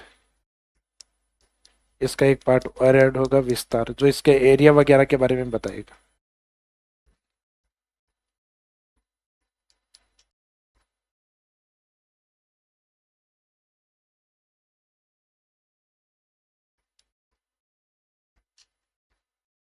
तो नेक्स्ट है location and extension of Rajasthan, Rajasthan की स्थिति एवं विस्तार। तो विस्तार शब्द का मीनिंग ये होता है कि भाई आप जिस जगह रहते हो उसका एरिया कितना है। जैसे आप बताते हो कि सर हमारे 100 बीघा जमीन है, तो इसका मीनिंग वो आपका एरिया है। तो ऐसा राजस्थान का पूछा जाए राजस्थान का विस्तार कितना है, इसका मीनिंग राजस्थान का एरिया कितना है। एरिया में राजस्थान के बड़े जिले कौन से हैं, छोटे जिले कौन से। तो ये वाले कॉन्सेप्ट आएंगे आपके विस्तार वाले पार्ट में। बाकी लोकेशन वाले में रहता है लेटीट्यूड और लॉन्गिट्यूड। तो यहाँ ज़्यादातर फैक्ट वाली चीज़ें हैं। स्टार्टिंग के जो 2 चैप्टर हैं ये राजस्थान का बेसिक्स हैं, सिर्फ फैक्ट वाली बातें हैं। ये मेंस के पार्ट वैसे नहीं है डायरेक्ट, वैसे आपके सिलेबस के पार्ट भी नहीं है। लेकिन ज्योग्राफी बताने के लिए कम से कम ये बेसिक्स आपको पढ़ाना जरूरी है। आपके दिया हुआ है डायरेक्ट राजस्थान के फिजिकल डिवीजन से सिलेबस के अंदर, यानी चैप्टर नंबर 3 से। तो ये वैसे आपके बेसिक ज्योग्राफी वाले पार्ट, यानी जो जनरल ज्योग्राफी अपन बोलते हैं। फिर नेक्स्ट लिखिए, राजस्थान के इन दो टॉपिक के बाद में रहेगा फिजिकल डिवीजन, भौतिक प्रदेश। तो फिजिकल डिवीजन ऑफ राजस्थान लिख दो, तो बार बार राजस्थान नहीं लिखोगे तो भी समझ रहे हैं अपन की ज्योग्राफी किसका है, राजस्थान का। तो भौतिक प्रदेश, फिजिकल डिवीजन, या फिजिकल डिवीजन ऑफ राजस्थान। तो चैप्टर नंबर 3 है भौतिक प्रदेश। फिर भौतिक प्रदेशों की अपनी क्या है, अपनी क्लाइमेट है, जलवायु है। तो नेक्स्ट टॉपिक में लिख दीजिए क्लाइमेट या जलवायु। तो ये तो हो गए अपने जनरल ज्योग्राफी का पार्ट। जनरल के बाद में नेक्स्ट अगला हेडिंग डालिएगा, यानी इसको ए पार्ट में रख दीजिए। फिर नेक्स्ट बी पोर्शन में लिखिए जलीय भूगोल, हाइड्रो ज्योग्राफी। जलीय भूगोल यानी जिसमें हम पानी वाले टॉपिक की बात करेंगे।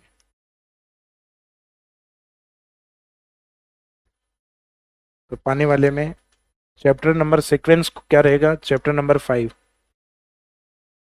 तो यहाँ वापस 1 2 3 नहीं, चैप्टर के सीक्वेंस में रखना। 4 तक वहां हो गए थे, 5 नंबर है अपवाह तंत्र।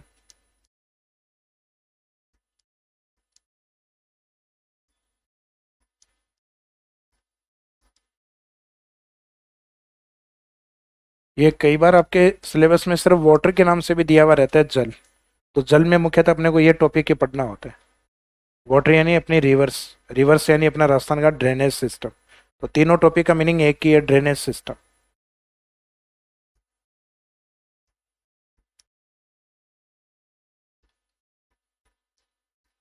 ड्रेनेज सिस्टम या रिवर्स ऑफ राजस्थान। वाटर तो ये लिखा हुआ है ऊपर, जल यानी हाइड्रो ज्योग्राफी वाला पार्ट। अपवाह तंत्र को अगर हमने रोका किसके रूप में, लेक्स के रूप में, तो यहाँ वाटर नेचर के अकॉर्डिंग डिवाइड करके फिर चैप्टर में आगे बढ़ते हैं अपन। यानी जब पढ़ेंगे तो फर्स्ट लाइन में यही लिखा जाता है कि राजस्थान में वाटर नेचर के अकॉर्डिंग लेक कितने प्रकार के होते हैं, 2। फिर खारे पानी और मीठे पानी में चैप्टर डिवाइड होता है। तो इसमें टॉपिक का नाम तो ये रहेगा लेक्स ऑफ राजस्थान, राजस्थान की झीलें। तो एक झील के नाम से। फिर ड्रेनेज सिस्टम के पानी को अगर हम डैम के रूप में रोकते हैं, तो डैम के जो मेन प्रोजेक्ट हैं या तो ड्रिंकिंग वाटर या इरिगेशन। तो आपके इरिगेशन के नाम से टॉपिक दिया हुआ है, इरिगेशन प्रोजेक्ट, सिंचाई परियोजनाएं।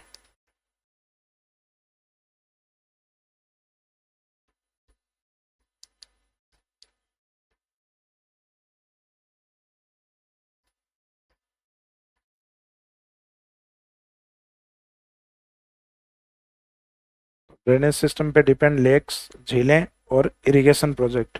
और इन सब में पानी कैसे बचाया जाए, ये बताएगा अपने को जल संरक्षण की तकनीकें, वाटर कंजर्वेशन टेक्निक्स। तो नेक्स्ट टॉपिक है इसमें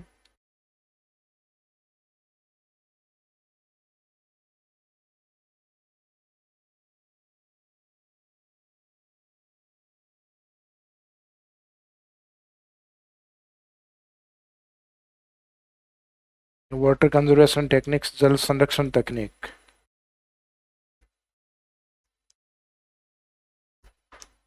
जो इस चैप्टर में हम दो पार्ट्स में डिवाइड करके पढ़ेंगे, एक तो परंपरागत तकनीक और एक गैर परंपरागत या आधुनिक तकनीक। यानी एक तो ट्रेडिशनल टेक्निक्स और एक नॉन ट्रेडिशनल टेक्निक्स। तो ये पानी वाले टॉपिक कंप्लीट। अब इसके बाद में नेक्स्ट है रिसोर्स ज्योग्राफी, संसाधन भूगोल, तीसरा पार्ट।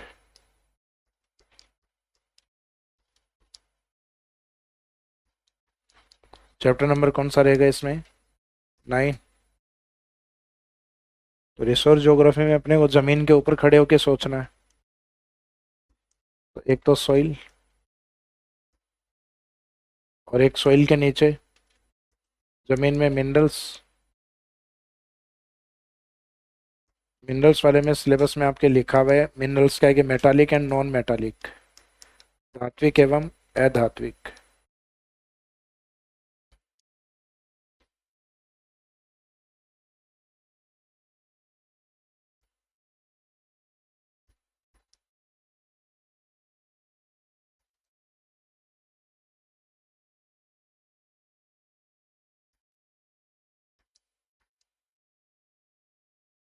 धात्विक एवं अधात्विक। एक मिट्टी के ऊपर क्या पाया जाता है? जमीन, मिट्टी के नीचे तो है मिनरल्स, और मिट्टी के ऊपर vegetation.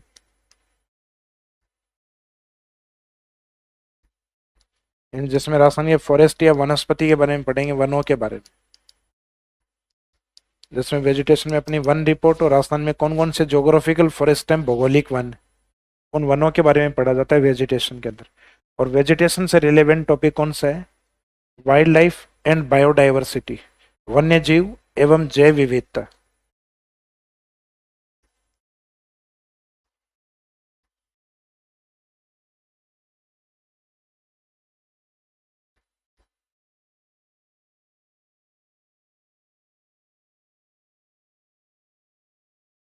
Wild life and biodiversity, वन्य जीव एवं जैव विविधता।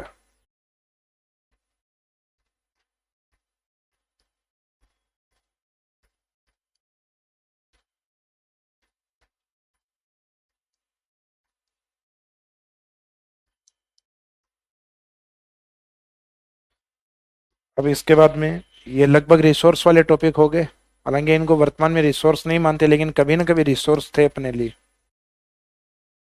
भाई पुरानी मूवी में आपने देखा है कि घर पे पहले सजाने के लिए यही थे अपने पास, हिरण को मार के और उसके सींग टंगा दिए ऊपर। जैसे दीवारें हैं, दीवारों के ऊपर शेर की खाल निकाल के उसको टंगा दिया। अमरीश पुरी की पुरानी मूवी देखी है आपने? जिसमें कोई भी पुराना ड्रावना जो सीन आता है, उससे पहले जैसे हिरण के सींग दिखा दिए, शेर की खाल दिखा दी, फिर बाद में आवाज आती है बचाओ बचाओ बचाओ हीरोइन की। रणजीत निकल के आता है, प्राण निकल के आता है, फिर हीरो की एंट्री होती। तो इसका मीनिंग उस समय अपने लिए जो जंगली जीव थे, ये क्या थे? एक रिसोर्स के रूप में थे। इनके पार्ट्स अपन घरों में टंगाने के लिए, सजावट के लिए ये यूज में करते थे। लास्ट वाला जो पार्ट है ज्योग्राफी का, वो अपना इकोनॉमी ज्योग्राफी है, आर्थिक भूगोल।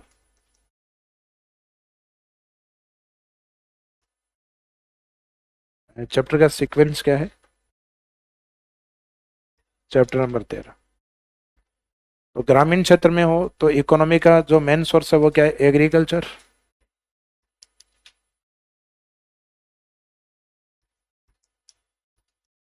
पशु संपदा वाला नहीं लिखना है, क्योंकि वर्तमान में सिलेबस में नहीं नहीं है, तो नहीं पढ़ाया जाएगा। गांव की खेती को छोड़ के शहर में आए तो इंडस्ट्रीज या उद्योग।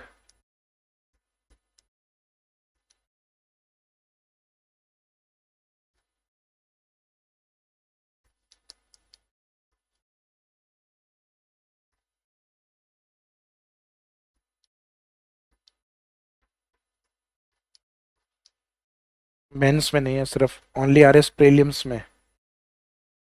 मीनिंग फैक्चुअली तरीके से पढ़ना है, रिटर्न प्रैक्टिस नहीं करनी है टॉपिक पे। मेंस में क्वेश्चन नहीं आएंगे, ओनली आरएस प्रीलिम्स में है ये। ऐसे पीछे भी एक दो चैप्टर हैं। मिट्टी वाला ओनली आरएस प्रीलिम्स, और लास्ट वाला जो टॉपिक था जल संरक्षण वाला, तकनीक वाला,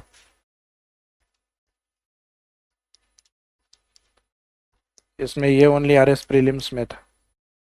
इसका मीनिंग मेंस के अकॉर्डिंग प्रैक्टिस इसमें भी नहीं करनी। सेकंड वाले पार्ट में से रिसोर्स वाले में सॉइल या मिट्टी वाला, ये ओनली आरएस प्रीलिम्स में। इंडियन ज्योग्राफी में उल्टा है, वहाँ सॉइल प्रीलिम्स में नहीं है, केवल मेंस में। अपने राजस्थान में सिर्फ प्रीलिम्स में, मेंस में नहीं। तो अपने वाले में लिखो, इंडिया वाले में वहाँ लिखना कि वहाँ मेंस में ही पढ़ना है, प्रीलिम्स में नहीं पढ़नी बेटियाँ।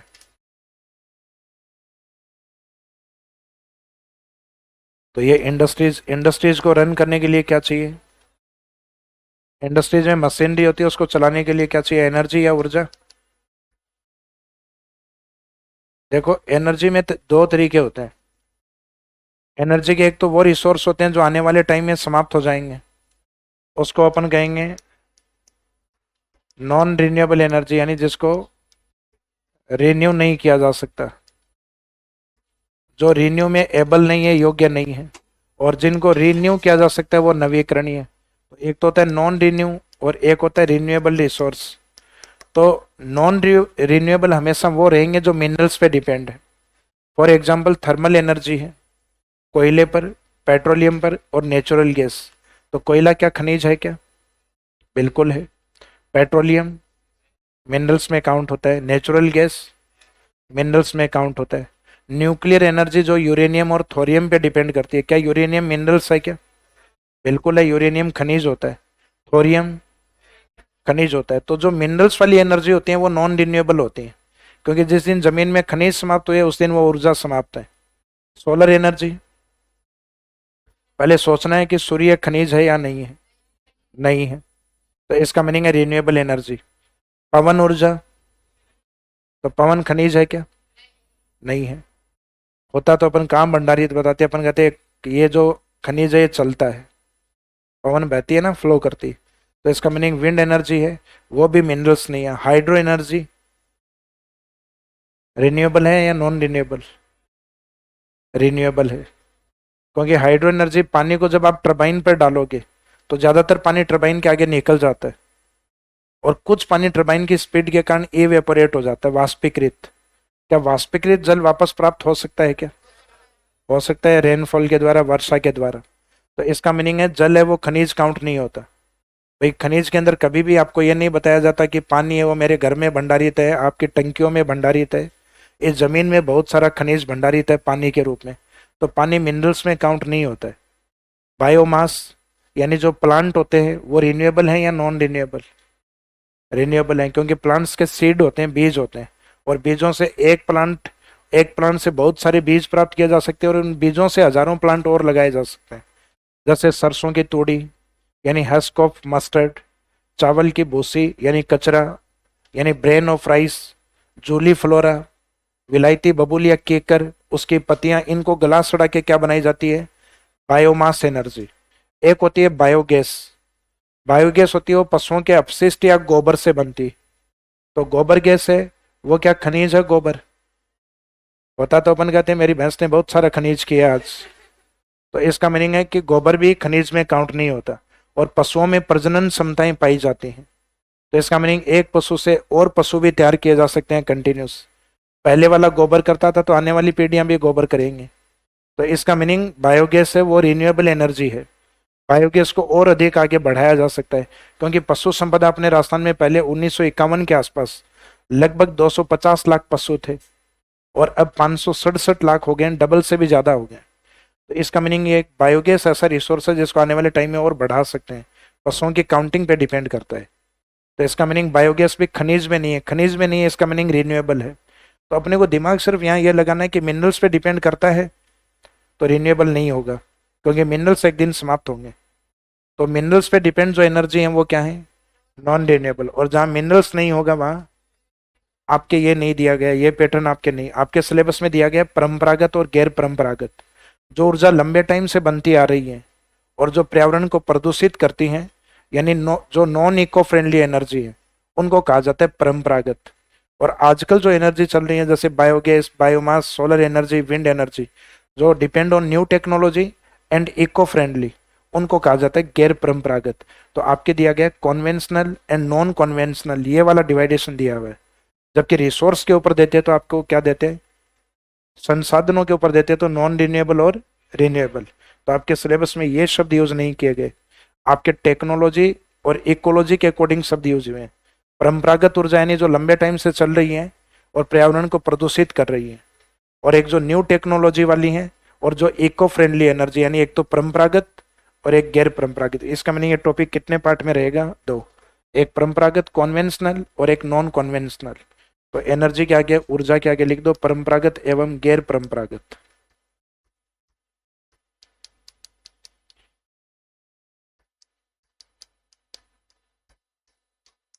परंपरागत और आगे लिख दीजिए गैर परंपरागत।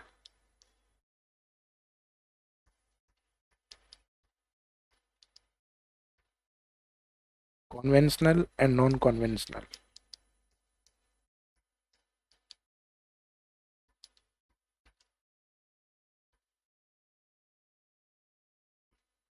और इंडस्ट्रीज को चलाने के लिए जैसे ऊर्जा की आवश्यकता है, वैसे मैन पावर की आवश्यकता भी है। मैन पावर किससे मिलेगी? पॉपुलेशन, जनसंख्या से। तो इसको पॉपुलेशन लिख दो, चाहे डेमोग्राफी लिख दो, जनांकी के लिख दो। तो आपके सिलेबस में लिखा हुआ है वैसे डेमोग्राफिक कैरेक्टरिस्टिक्स, जनांकी के विशेषताएं। तो पॉपुलेशन या डेमोग्राफी किसी भी नाम से लिख दो, मीनिंग वही है, पॉपुलेशन का टॉपिक है, जैसे इजीली समझ में आ जाए वो लिख दो।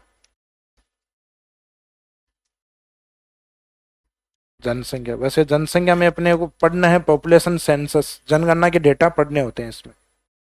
और जनसंख्या जो उद्योग में या कृषि से इनकम प्राप्त करेगी उसके बाद में वो क्या सोचेगी, टूरिज्म के, पर्यटन की। चैप्टर सीक्वेंस सही है क्या? 17, तो इसमें रहेगा टूरिज्म वाला टॉपिक।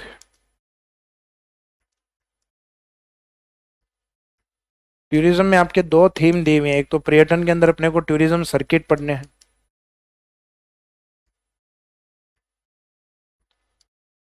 और एक साइट पढ़नी है। पर्यटन सर्किट, सर्किट को हिंदी में परिपथ कहा जाता है, एवं स्थल, यानी पर्यटन स्थल कौन से हैं और पर्यटन सर्किट कौन से हैं।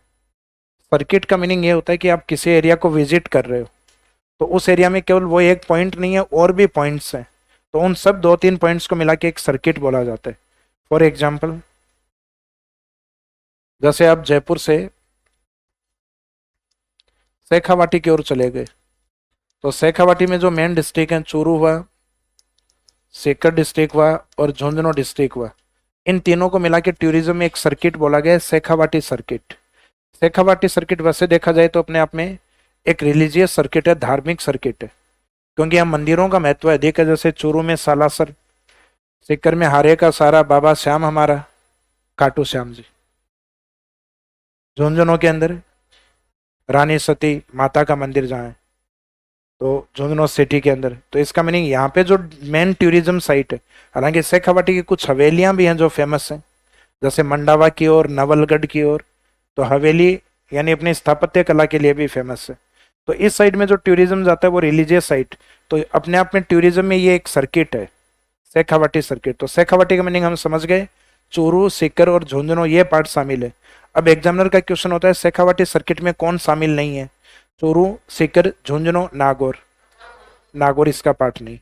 अब जैसे आप जयपुर हो, तो जयपुर के अंदर जयपुर के कुछ साइट ली हुई हैं, जैसे एक आमेर लिया हुआ है, एक जमुआ रामगढ़ यानी रामगढ़ हिस्सा लिया हुआ है, एक वीर हनुमान जी सामोद लिया हुआ है, और एक जयपुर के निकट दौसा आभानेरी को लिया हुआ है चांद बावड़ी के कारण। तो ये कुछ साइट ली हुई है जयपुर।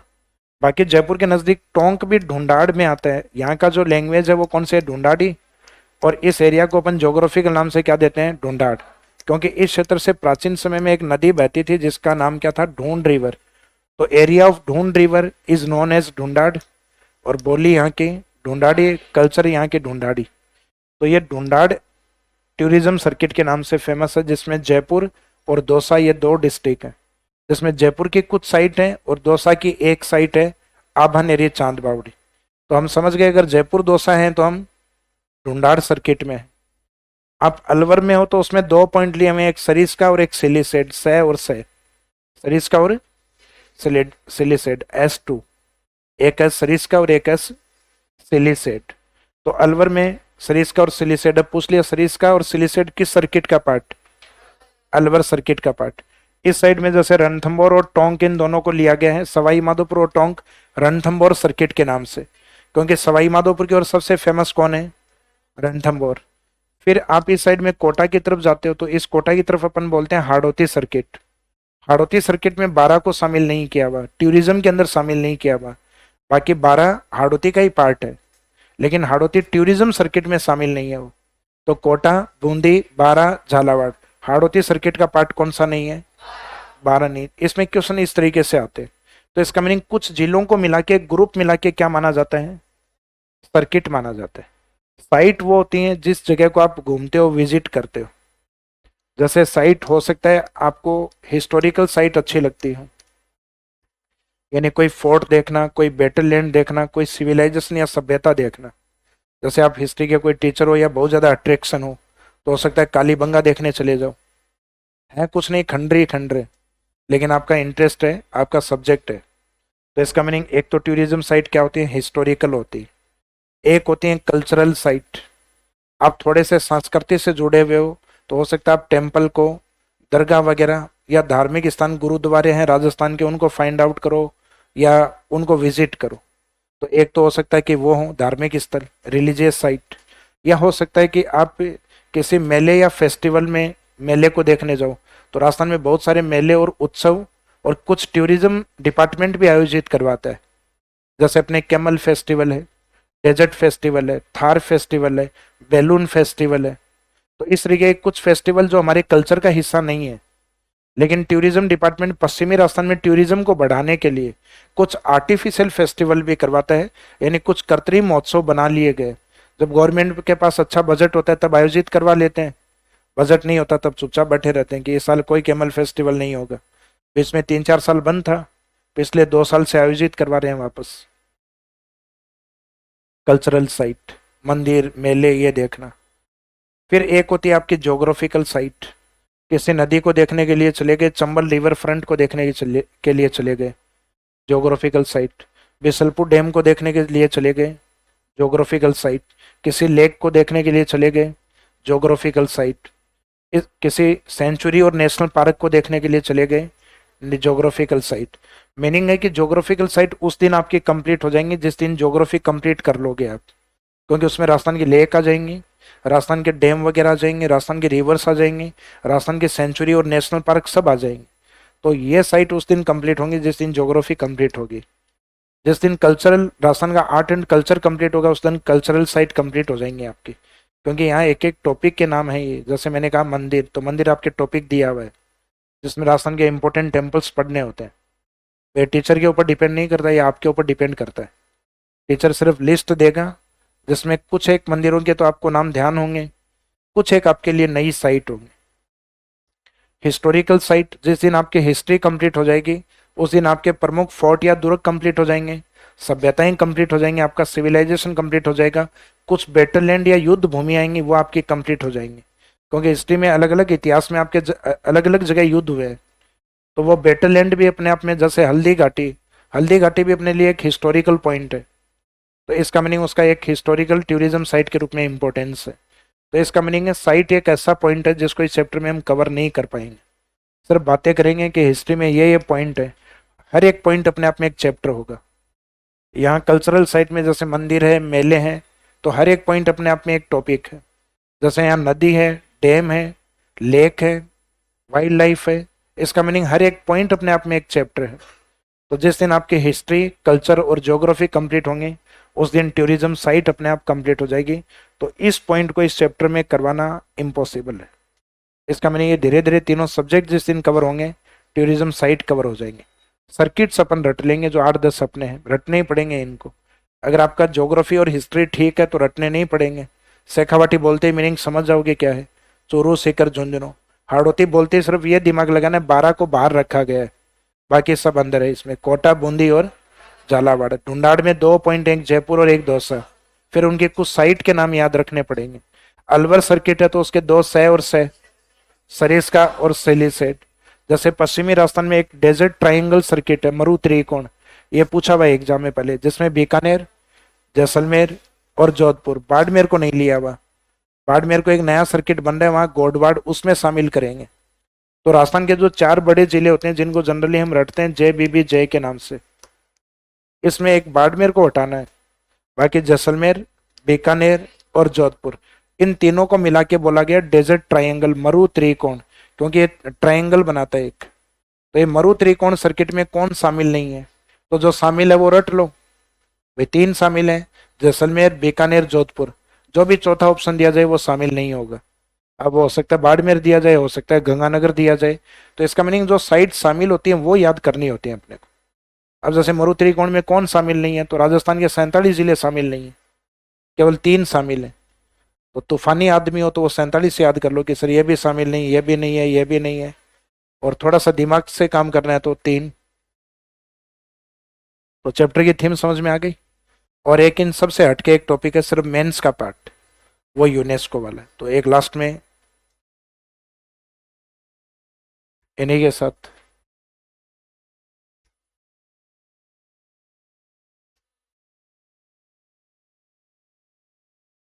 देखो एक तरीका होता है, जो समस्या होती है उसको चिट्ठी में लिखा जाता है, वो वहां पहुंचा दी जाए, वहां से काम नहीं हो तो मेरे पास पहुंचा दी जाए।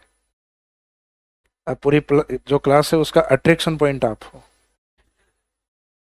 एक उद्देश्य होता है अट्रैक्शन पॉइंट बनना, एक होता है समस्या का समाधान निकालना।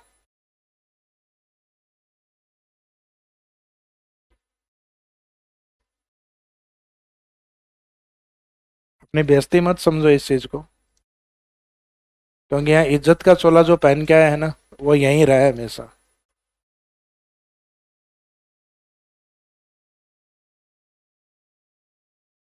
तो इसमें जो नेक्स्ट एक टॉपिक है ये आपके यूनेस्को, और इसके दो कॉन्सेप्ट दिए हुए हैं, उनके नाम लिख दो। एक तो जियो पार्क के नाम से दिया हुआ है, और एक जियो हेरिटेज के नाम से दिया हुआ है।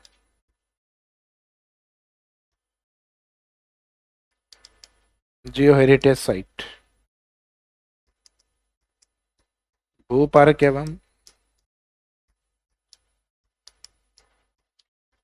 भू विरासत स्थल, जिसमें ये जो नेक्स्ट वाला है भू विरासत स्थल, RS 21 में आ चुका है, इससे क्वेश्चन सेकंड वाले से आ चुका है। तो चाहिए मत लिखो RS 2000, क्योंकि अपने को दो ही क्वेश्चन है, दोनों ही तैयार रखने हैं। हर बार के लिए, इस बार के लिए भी, नेक्स्ट ईयर के लिए भी। तो लगभग आपके ये 18 टॉपिक हैं, जिसमें कुछ एक प्रीलिम्स में है सिर्फ, और ऐसा एक आधा टॉपिक आपके सिर्फ मेंस में है। तो इसमें लिख देना आगे ब्रैकेट में ओनली RS मेंस। ये प्रीलिम्स में छोड़ के जाना है टॉपिक, प्रीलिम्स में क्वेश्चन नहीं बनेंगे इसमें से।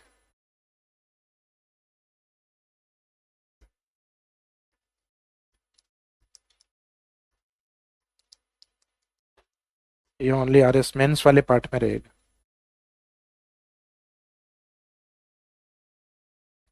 तो अभी तक जितने जो टॉपिक हैं सिलेबस वाले समझ में आए? क्योंकि देखो बिना सिलेबस के, बिना ट्रैक की बातें, तब तक आपको सिलेबस का जब तक ध्यान नहीं रहेगा तब तक आपको यही नहीं, तब तक आपके सब्जेक्ट पूरा हो रहा है बस, कि भाई एक टॉपिक पूरा हो गया, दूसरा हो गया, तीसरा हो गया। अब धीरे धीरे आप आपके माइंड के ऊपर एक नेचुरली लोड आना स्टार्ट हो गया कि अच्छा ये 18 टॉपिक हैं जिसमें मेरे को अभी एक भी नहीं आता। भाई अपने आप को देखो, जिस दिन खाली मटका समझ के बैठाओगे ना क्लास में, सब समझ में आएगा। और जिस दिन खुद आप ज्ञानी बन के बैठे हो, उस दिन आपको ये लगेगा कम चीज पढ़ा रहा है, मेरी और भी पढ़ी हुई है। तो ये कभी नहीं मानना है, क्योंकि अपना जो टारगेट है वो RS है। अपना उद्देश्य ज्ञान की प्राप्ति करना या ज्ञान के तौर पे मोक्ष प्राप्ति करना नहीं है। अपना यह है कि जिस दिन RS बन गए उस दिन मोक्ष प्राप्ति है। उसमें चाहे भले ही हमें नॉलेज कम हो, लेकिन हमें हमारे सिलेबस का नॉलेज। क्या मैं ज्योग्राफी ये सारे चैप्टर आपको पढ़ाऊंगा क्या यहाँ? अभी आपके सामने ये काटा था पशु संपदा, सिलेबस में नहीं है तो नहीं है, तो नहीं पढ़ना है फिर। क्योंकि कई बार कई स्टूडेंट है ये पहले से धारणा लेके आते हैं, कुछ टॉपर्स भी हमारे बताते हैं कि 11वीं की, sorry 6th 7th 8th 9th 10th, छठी से लेके 12वीं तक की NCERT पढ़ डालो।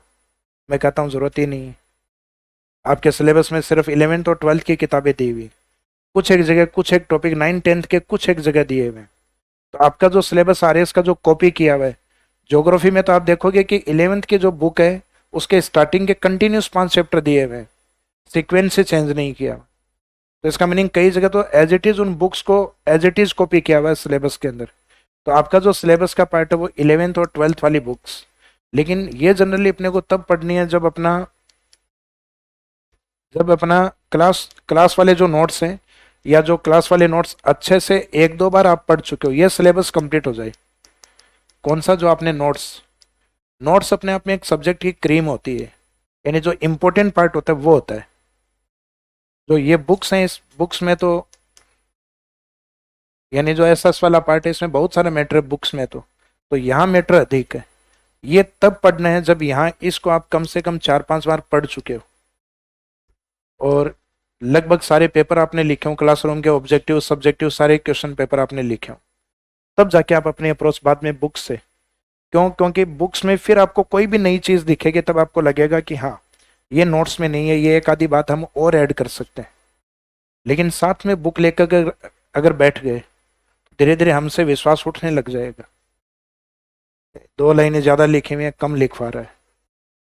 तो इसका मीनिंग है बाद में धीरे धीरे आपके माइंड में क्या, 2 ट्रैक चलेंगे कि किताब या मास्टर, और अंतिम सत्य आपको यही लगता है। भाई आपको ये लगता है जिसमें ज़्यादा ज्ञान है वो सही बात है, और ये मास्टर मोटी मोटी बातें बताता है, तो हमारी वाली मोटी बातें हैं वही एग्जाम में ज़्यादा आती हैं, क्योंकि हमारी मोटी बातें सामान्य सी बातें हैं, और सामान्य जनरल जो चीज़ें हैं वो एग्जाम में ज़्यादा इंपॉर्टेंट है। क्योंकि स्पेसिफिक कोई अलग सी बात आएगी, वो आएगी कोई 20-25 क्वेश्चनों में एक या दो क्वेश्चन, जिसमें आपको देख के लगेगा कि ये क्या आ गया, वो आपको नहीं पूरे जग को लगेगा कि ये क्या आ गया। तो इसका मीनिंग कोई एक एक आधी जो स्पेशल पॉइंट हो, उसके लिए अपने को ये नहीं कि एक नई बात आ गई इस किताब को पढ़ने का फायदा हो गया। मैं कहता हूँ एक नई बात आई कोई फायदा नहीं हुआ है। वो जरूरी थोड़ी ना कि वो एक जो नई बात आई वो एग्जाम में आई, और आए तो छोड़ दो उसको।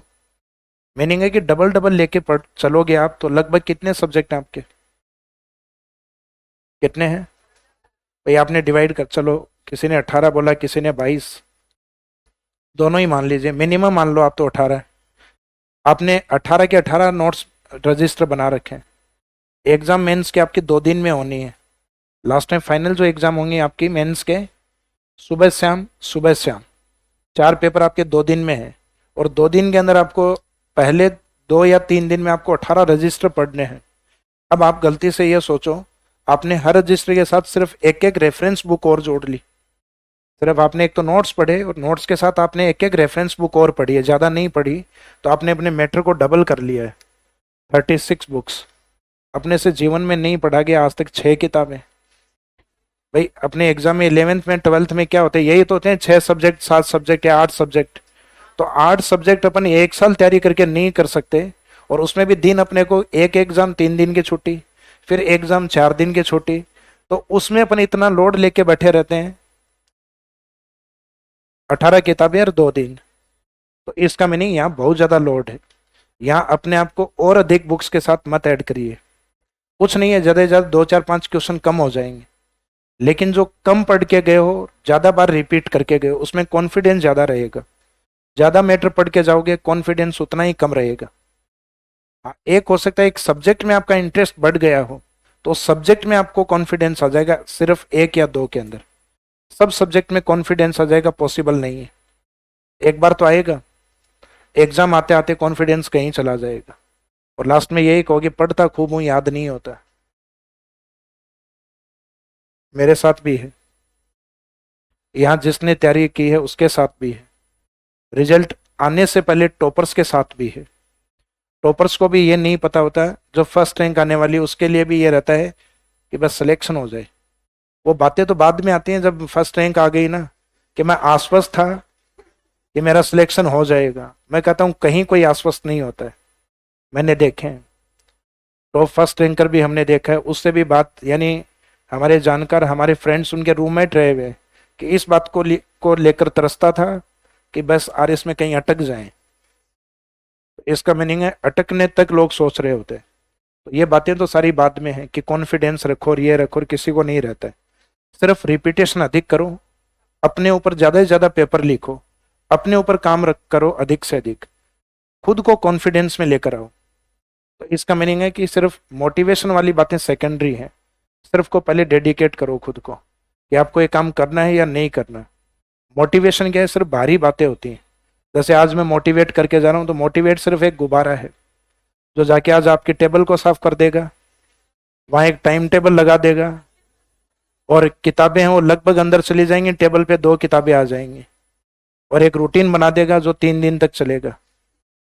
3 दिन बाद जो अंदर रखी किताबें सारी टेबल पर, फिर कोई 8-10 दिन बाद मोटिवेशन देगा, फिर वापस वही प्रोसेस। मेरे भी जीवन में लंबे टाइम चला है।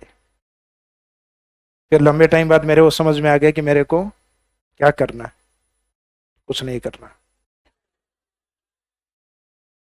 तो फर्स्ट चैप्टर हेडिंग डालिएगा। अभी तक समझ में आया? वैसे तो मैंने कुछ समझाया नहीं है अभी तक, तो वैसे सिर्फ नाम नाम लिखवाए हैं। तो कोई इस चीज को लेके लोड नहीं, लेकिन नहीं सिर्फ समझ में नहीं आ रहा। कईयों की ये भी समस्या है, क्योंकि पहले से वो नेगेटिव होके इतने बैठे रहते हैं कि नहीं नहीं पढ़ा हुआ क्या होगा, कुछ नहीं होगा।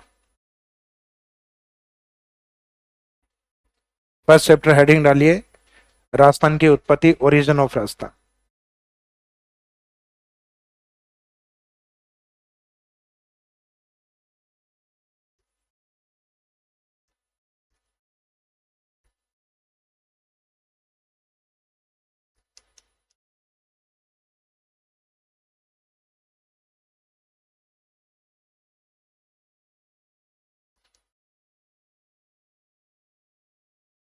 देखो यहाँ एक चैप्टर होता है आपका फिजिकल ज्योग्राफी, भौतिक भूगोल वाले के अंदर, जिसके अंदर अपन महाद्वीप और महासागर या पृथ्वी के निर्माण के बारे में बात करते हैं।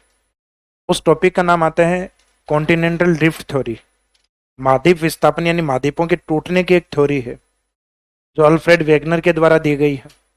उन्होंने बताया कि पृथ्वी में या पृथ्वी के ऊपर पहले जैसे ही पृथ्वी का निर्माण हुआ, उस पर दो पार्ट बने, एक तो लैंड पार्ट बना जिससे कॉन्टिनेंट्स बने, और एक वाटर पार्ट बना जिससे ओसेनिक पार्ट बना, महासागरीय भाग। तो पृथ्वी का जितना भी पार्ट है उसमें से कम हिस्सा इसका लैंड पार्ट, 29%। और जो लैंड पार्ट है वो चारों ओर किससे घिरा हुआ है? पानी से। तो पानी से घिरे हुए भाग को हम क्या नाम देंगे? द्वीप। और जब द्वीप बड़े हों तो उनको कहा जाता है महाद्वीप या कॉन्टिनेंट। तो कॉन्टिनेंटल एरिया कितना परसेंट है? 29। बाकी पृथ्वी में बचा हुआ वाटर पोर्शन है। तो पृथ्वी में बचा हुआ हिस्सा यानी दो ही भाग हैं, या तो स्थलीय भाग है या फिर जलीय भाग। तो ये 29 है, तो वो तो एक को रट लो, दूसरा याद हो जाएगा। अब ये जो जलीय भाग है, तो जलीय भागों को जनरली हम कहते हैं सागर, और जब सागर बड़े हों तो महासागर यानी ओसेनिक पार्ट। अल्फ्रेड वेगनर ने ये शब्द यूज नहीं किए। उन्होंने कहा कि जो कॉन्टिनेंट एरिया, महाद्वीप जो एरिया है, कॉन्टिनेंट के लिए उन्होंने शब्द यूज किया पेंजिया। कि जितने भी पृथ्वी के ऊपर ये महाद्वीप हैं, इन सब महाद्वीपों को मिला के क्या नाम दिया? पेंजिया। इन्होंने कहा कि जो सुपर कॉन्टिनेंट है यानी सभी महाद्वीप का हिस्सा, वो पेंजिया है। हमें पता है कि वर्तमान में जो महाद्वीप हैं ये पॉलिटिकल तरीके से डिवाइड हो के कितने महाद्वीप हैं? 7 कॉन्टिनेंट्स हैं। इन सब को मिला के उन्होंने एक सुपर कॉन्टिनेंट कहा, और सुपर कॉन्टिनेंट का नाम क्या रखा? पेंजिया नाम रखा इसका।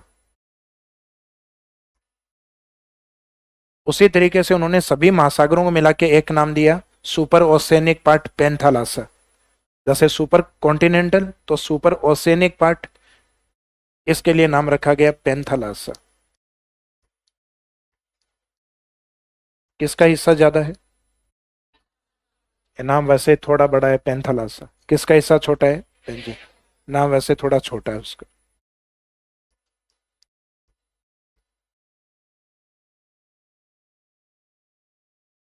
जैसे जैसे कहा गया कि पृथ्वी के ऊपर, जैसे अल्फ्रेड वेगनर का मानना था, उन्होंने कहा कि पृथ्वी के रोटेशन के कारण और सूर्य और चंद्रमा के अट्रैक्शन के कारण पृथ्वी का जो कॉन्टिनेंटल पार्ट है वो एक समय के बाद टूटने लग गए, यानी पेंजिया विखंडित होने लग गए। तो पेंजिया के दो पार्ट बने, एक पेंजिया का उत्तरी भाग जो अलग हुआ, और एक उसका अपोजिट सदर्न पार्ट। कि पेंजिया जैसा दिख रहा है वैसा नहीं होके आगे जाके दो पार्ट्स में डिवाइड होते हैं। पेंजिया से एक उत्तरी भाग बनता है, एक पेंजिया से दक्षिणी भाग। इस तरीके से दो पार्ट डिवाइड होते हैं, और बीच में इसके एक दरार आती है जिसको नाम दिया जाता है भूसन्नति। जैसे ये पेंजिया पार्ट है, ये डिवाइड हो तो एक उत्तर वाला भाग अंगारा और एक दक्षिणी भाग है गोंडवाना। तो इससे दो पार्ट बनते हैं इसमें, एक इसका नॉर्थ पार्ट और एक इसका साउथ पार्ट। एक सदर्न पार्ट यानी उत्तरी भाग और दक्षिणी भाग। ऊपर वाले को नाम दिया गया अंगारा, दक्षिण वाले को नाम गोंडवाना। और दोनों के दोनों क्या है? लैंड पार्ट है, स्थलीय भाग है। तो लैंड है तो दोनों के आगे लैंड शब्द लगा देंगे। अंगारा अंगारा लैंड और गोंडवाना गोंडवाना लैंड। तो ये लैंड के रूप में होने के कारण अंगारा के आगे लैंड, क्योंकि कॉन्टिनेंटल पार्ट है, और गोंडवाना के आगे गोंडवाना लैंड। तो इस शब्द को थोड़ा सा ध्यान से लिखना एग्जाम में, क्योंकि जनरली अपन गोड ज्यादा बोलते हैं, गोंडवाना लैंड। तो इट्स नॉट गोड, इट्स गोंड। गोंड जो कि इंडिया की सबसे बड़ी ट्राइब्स है, क्योंकि भारत इसी लैंड पे है, गोंडवाना लैंड। इस कारण भारत के सबसे बड़े जनजाति को क्या बोला गया है? गोंड। जैसे राजस्थान में बड़ी जनजाति मीणा है, तो वैसे भारत की सबसे बड़ी ट्राइब्स कौन है? गोंड। ट्रिपल आर मूवी देखी है साउथ वाली? उस ट्रिपल आर मूवी के अंदर भी यही दिखा जाता है कि एक गोंड बालिका को अंग्रेज उठा के ले जाते हैं, बाद में जो जूनियर एनटीआर है उसको छुटाने के लिए जाते हैं। फिल्में देखते हो क्या? देखा करो। तो मैं स्कूल वाला मास्टर नहीं हूँ जो ये कहूंगा नहीं देखनी चाहिए। तो ये ऊपर वाला जो हिस्सा नॉर्थ वाला पार्ट, इसको नाम क्या दिया गया? अंगारा लैंड। नीचे वाला जो भाग है ये गोंड, यानी गोड नहीं लिखना, गोंड, गोंडवाना लैंड। और ये जो बीच में दरार आई है, भूभाग के बीच में दरार आई है, यानी लैंड पार्ट है, लैंड पार्ट का हिस्सा क्रैक हुआ है, इसको कहा जाता है भूसनती, जियोसिंक्लाइन कहा जाता है इसको। तो पृथ्वी के बीच में जो ये दरार आई,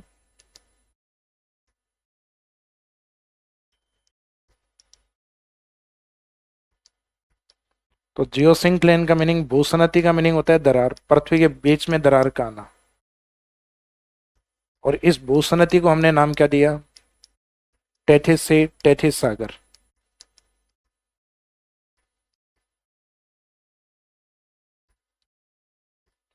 तो जैसे ये नाम है टेथिस सागर, तो सिंपल कई बार क्वेश्चन पूछते हैं कि टेथिस क्या है।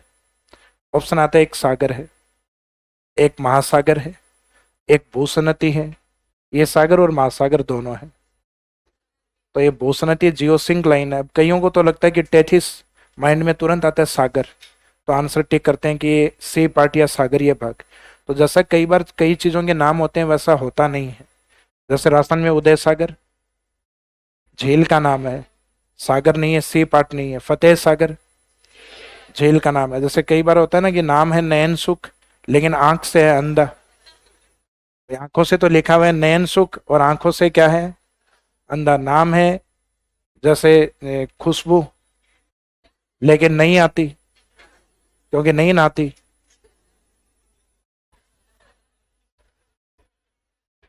तो ये वाला जैसे पृथ्वी वाला पार्ट है, इसके स्टार्टिंग के दो पार्ट माने गए अल्फ्रेड वेगनर के द्वारा, जिसमें एक महाद्वीपीय भागों को शब्द क्या दिया गया, पेंजिया, और महासागरीय भागों को पेंथालस। पेंजिया के आगे जाके दो डिवाइडेशन होते हैं, जिसमें उत्तरी भाग को अंगारा लैंड और नीचे वाले भाग को गोंडवाना लैंड, और इस दरार या भूसनती को, इसका नाम रखा गया टेथिस सागर। तो टेथिस सागर क्या है, तो Tethys sea a geosyncline which is lies between Angara land and Gondwana land. Tethys सागर एक भूसनती है जो अंगारा लैंड और गोंडवाना लैंड के मध्य स्थित है या बीच में स्थित। ये इतना समझ में आ गया। तो ये अपना जो राजस्थान की उत्पत्ति है, उसमें जैसे हम नीचे वाले हिस्से में आएंगे, जनरली इस तरीके से बताया जाता है कि पृथ्वी के जो कॉन्टिनेंट हैं, जैसे सदर्न अमेरिका, इसका ये वाला जो पार्ट आता है इस साइड में, ये नॉर्थ अमेरिका। इस साइड वाला पार्ट है ये अपना अफ्रीका वाला part.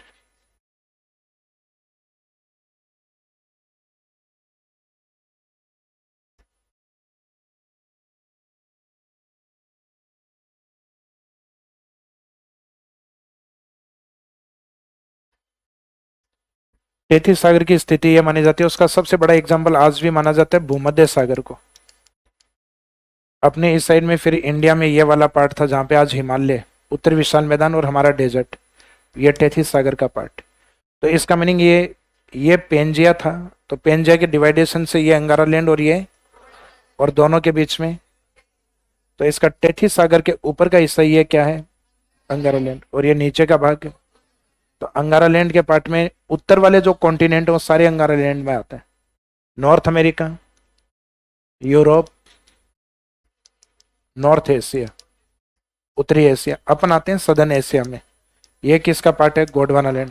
Africa Gondwana land, south America Gondwana land, Antarctica Gondwana land, Australia. मैंने अंगारा लैंड को याद कर लो, वो ज़्यादा ईजी है। ऊपर वाले हिस्से यानी मैप में ऊपर दिखता है नॉर्थ अमेरिका, उसके जस्ट सामने दिखता है यूरोप, यूरोप के टच में है नॉर्थ एशिया। अपन सदर्न एशिया में आते हैं। सदर्न एशिया का सबसे बड़ा कंट्री अपना इंडिया ही है। एशिया का सबसे बड़ा कंट्री नहीं है, सबसे बड़ा कंट्री तो ऊपर बैठा है रूस, रूस के बाद में चाइना। चाइना तो जनसंख्या में भी नहीं छोड़ा अपन ने इसको, 2023 में हमने पीछे छोड़ दिए। भारत की संभावना चल रही थी कि 2030 तक हम चाइना को पीछे छोड़ देंगे, हमें सुना 23 तक पीछे छोड़ देंगे, तो हम लोगों ने कार्रवाई पहले ही कंप्लीट कर दी 2023 तक। तो इसका मीनिंग एशिया के हम तीसरे बड़े राष्ट्र हैं, लेकिन सदर्न एशिया के सबसे बड़े कंट्री इंडिया, ईस्टर्न एशिया का सबसे बड़ा कंट्री है चाइना, और कंप्लीट एशिया में सबसे बड़ा माना जाता है रूस या रशियन वाले पार्ट को, इस वाले हिस्से को। तो मीनिंग ये है कि अंगारा लैंड में कौन कौन से पार्ट हैं वो याद कर लो, उसके बाद में जो बच गया वो सब गोंडवाना लैंड। इसका मीनिंग एक को अच्छे से रट लो, ऊपर वाले को नॉर्थ अमेरिका, यूरोप और नॉर्थ एशिया, ये अंगारा लैंड। अब गोंडवाना लैंड बताना हो तो एक तो इनके अपोजिट बताओ, नॉर्थ अमेरिका का अपोजिट साउथ अमेरिका, यूरोप का अपोजिट अफ्रीका, नॉर्थ एशिया का अपोजिट साउथ एशिया, फिर साउथ एशिया नीचे ऑस्ट्रेलिया और उससे भी नीचे अंटार्कटिका, वो सब गोंडवाना लैंड के पार्ट।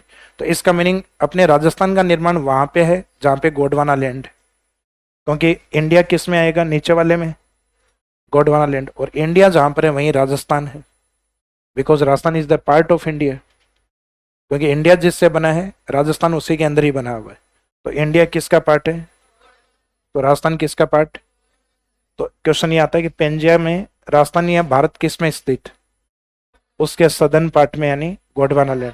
लेकिन हमारा सारा पार्ट गोंडवाना लैंड नहीं, हमारा कुछ भाग किस पे है, टेथिस सागर। जैसे हमारा हिमालय है वो टेथिस सागर में, हमारे मैदानी भाग हैं वो टेथिस सागर में, हमारा जो डेजर्ट है वो टेथिस सागर में।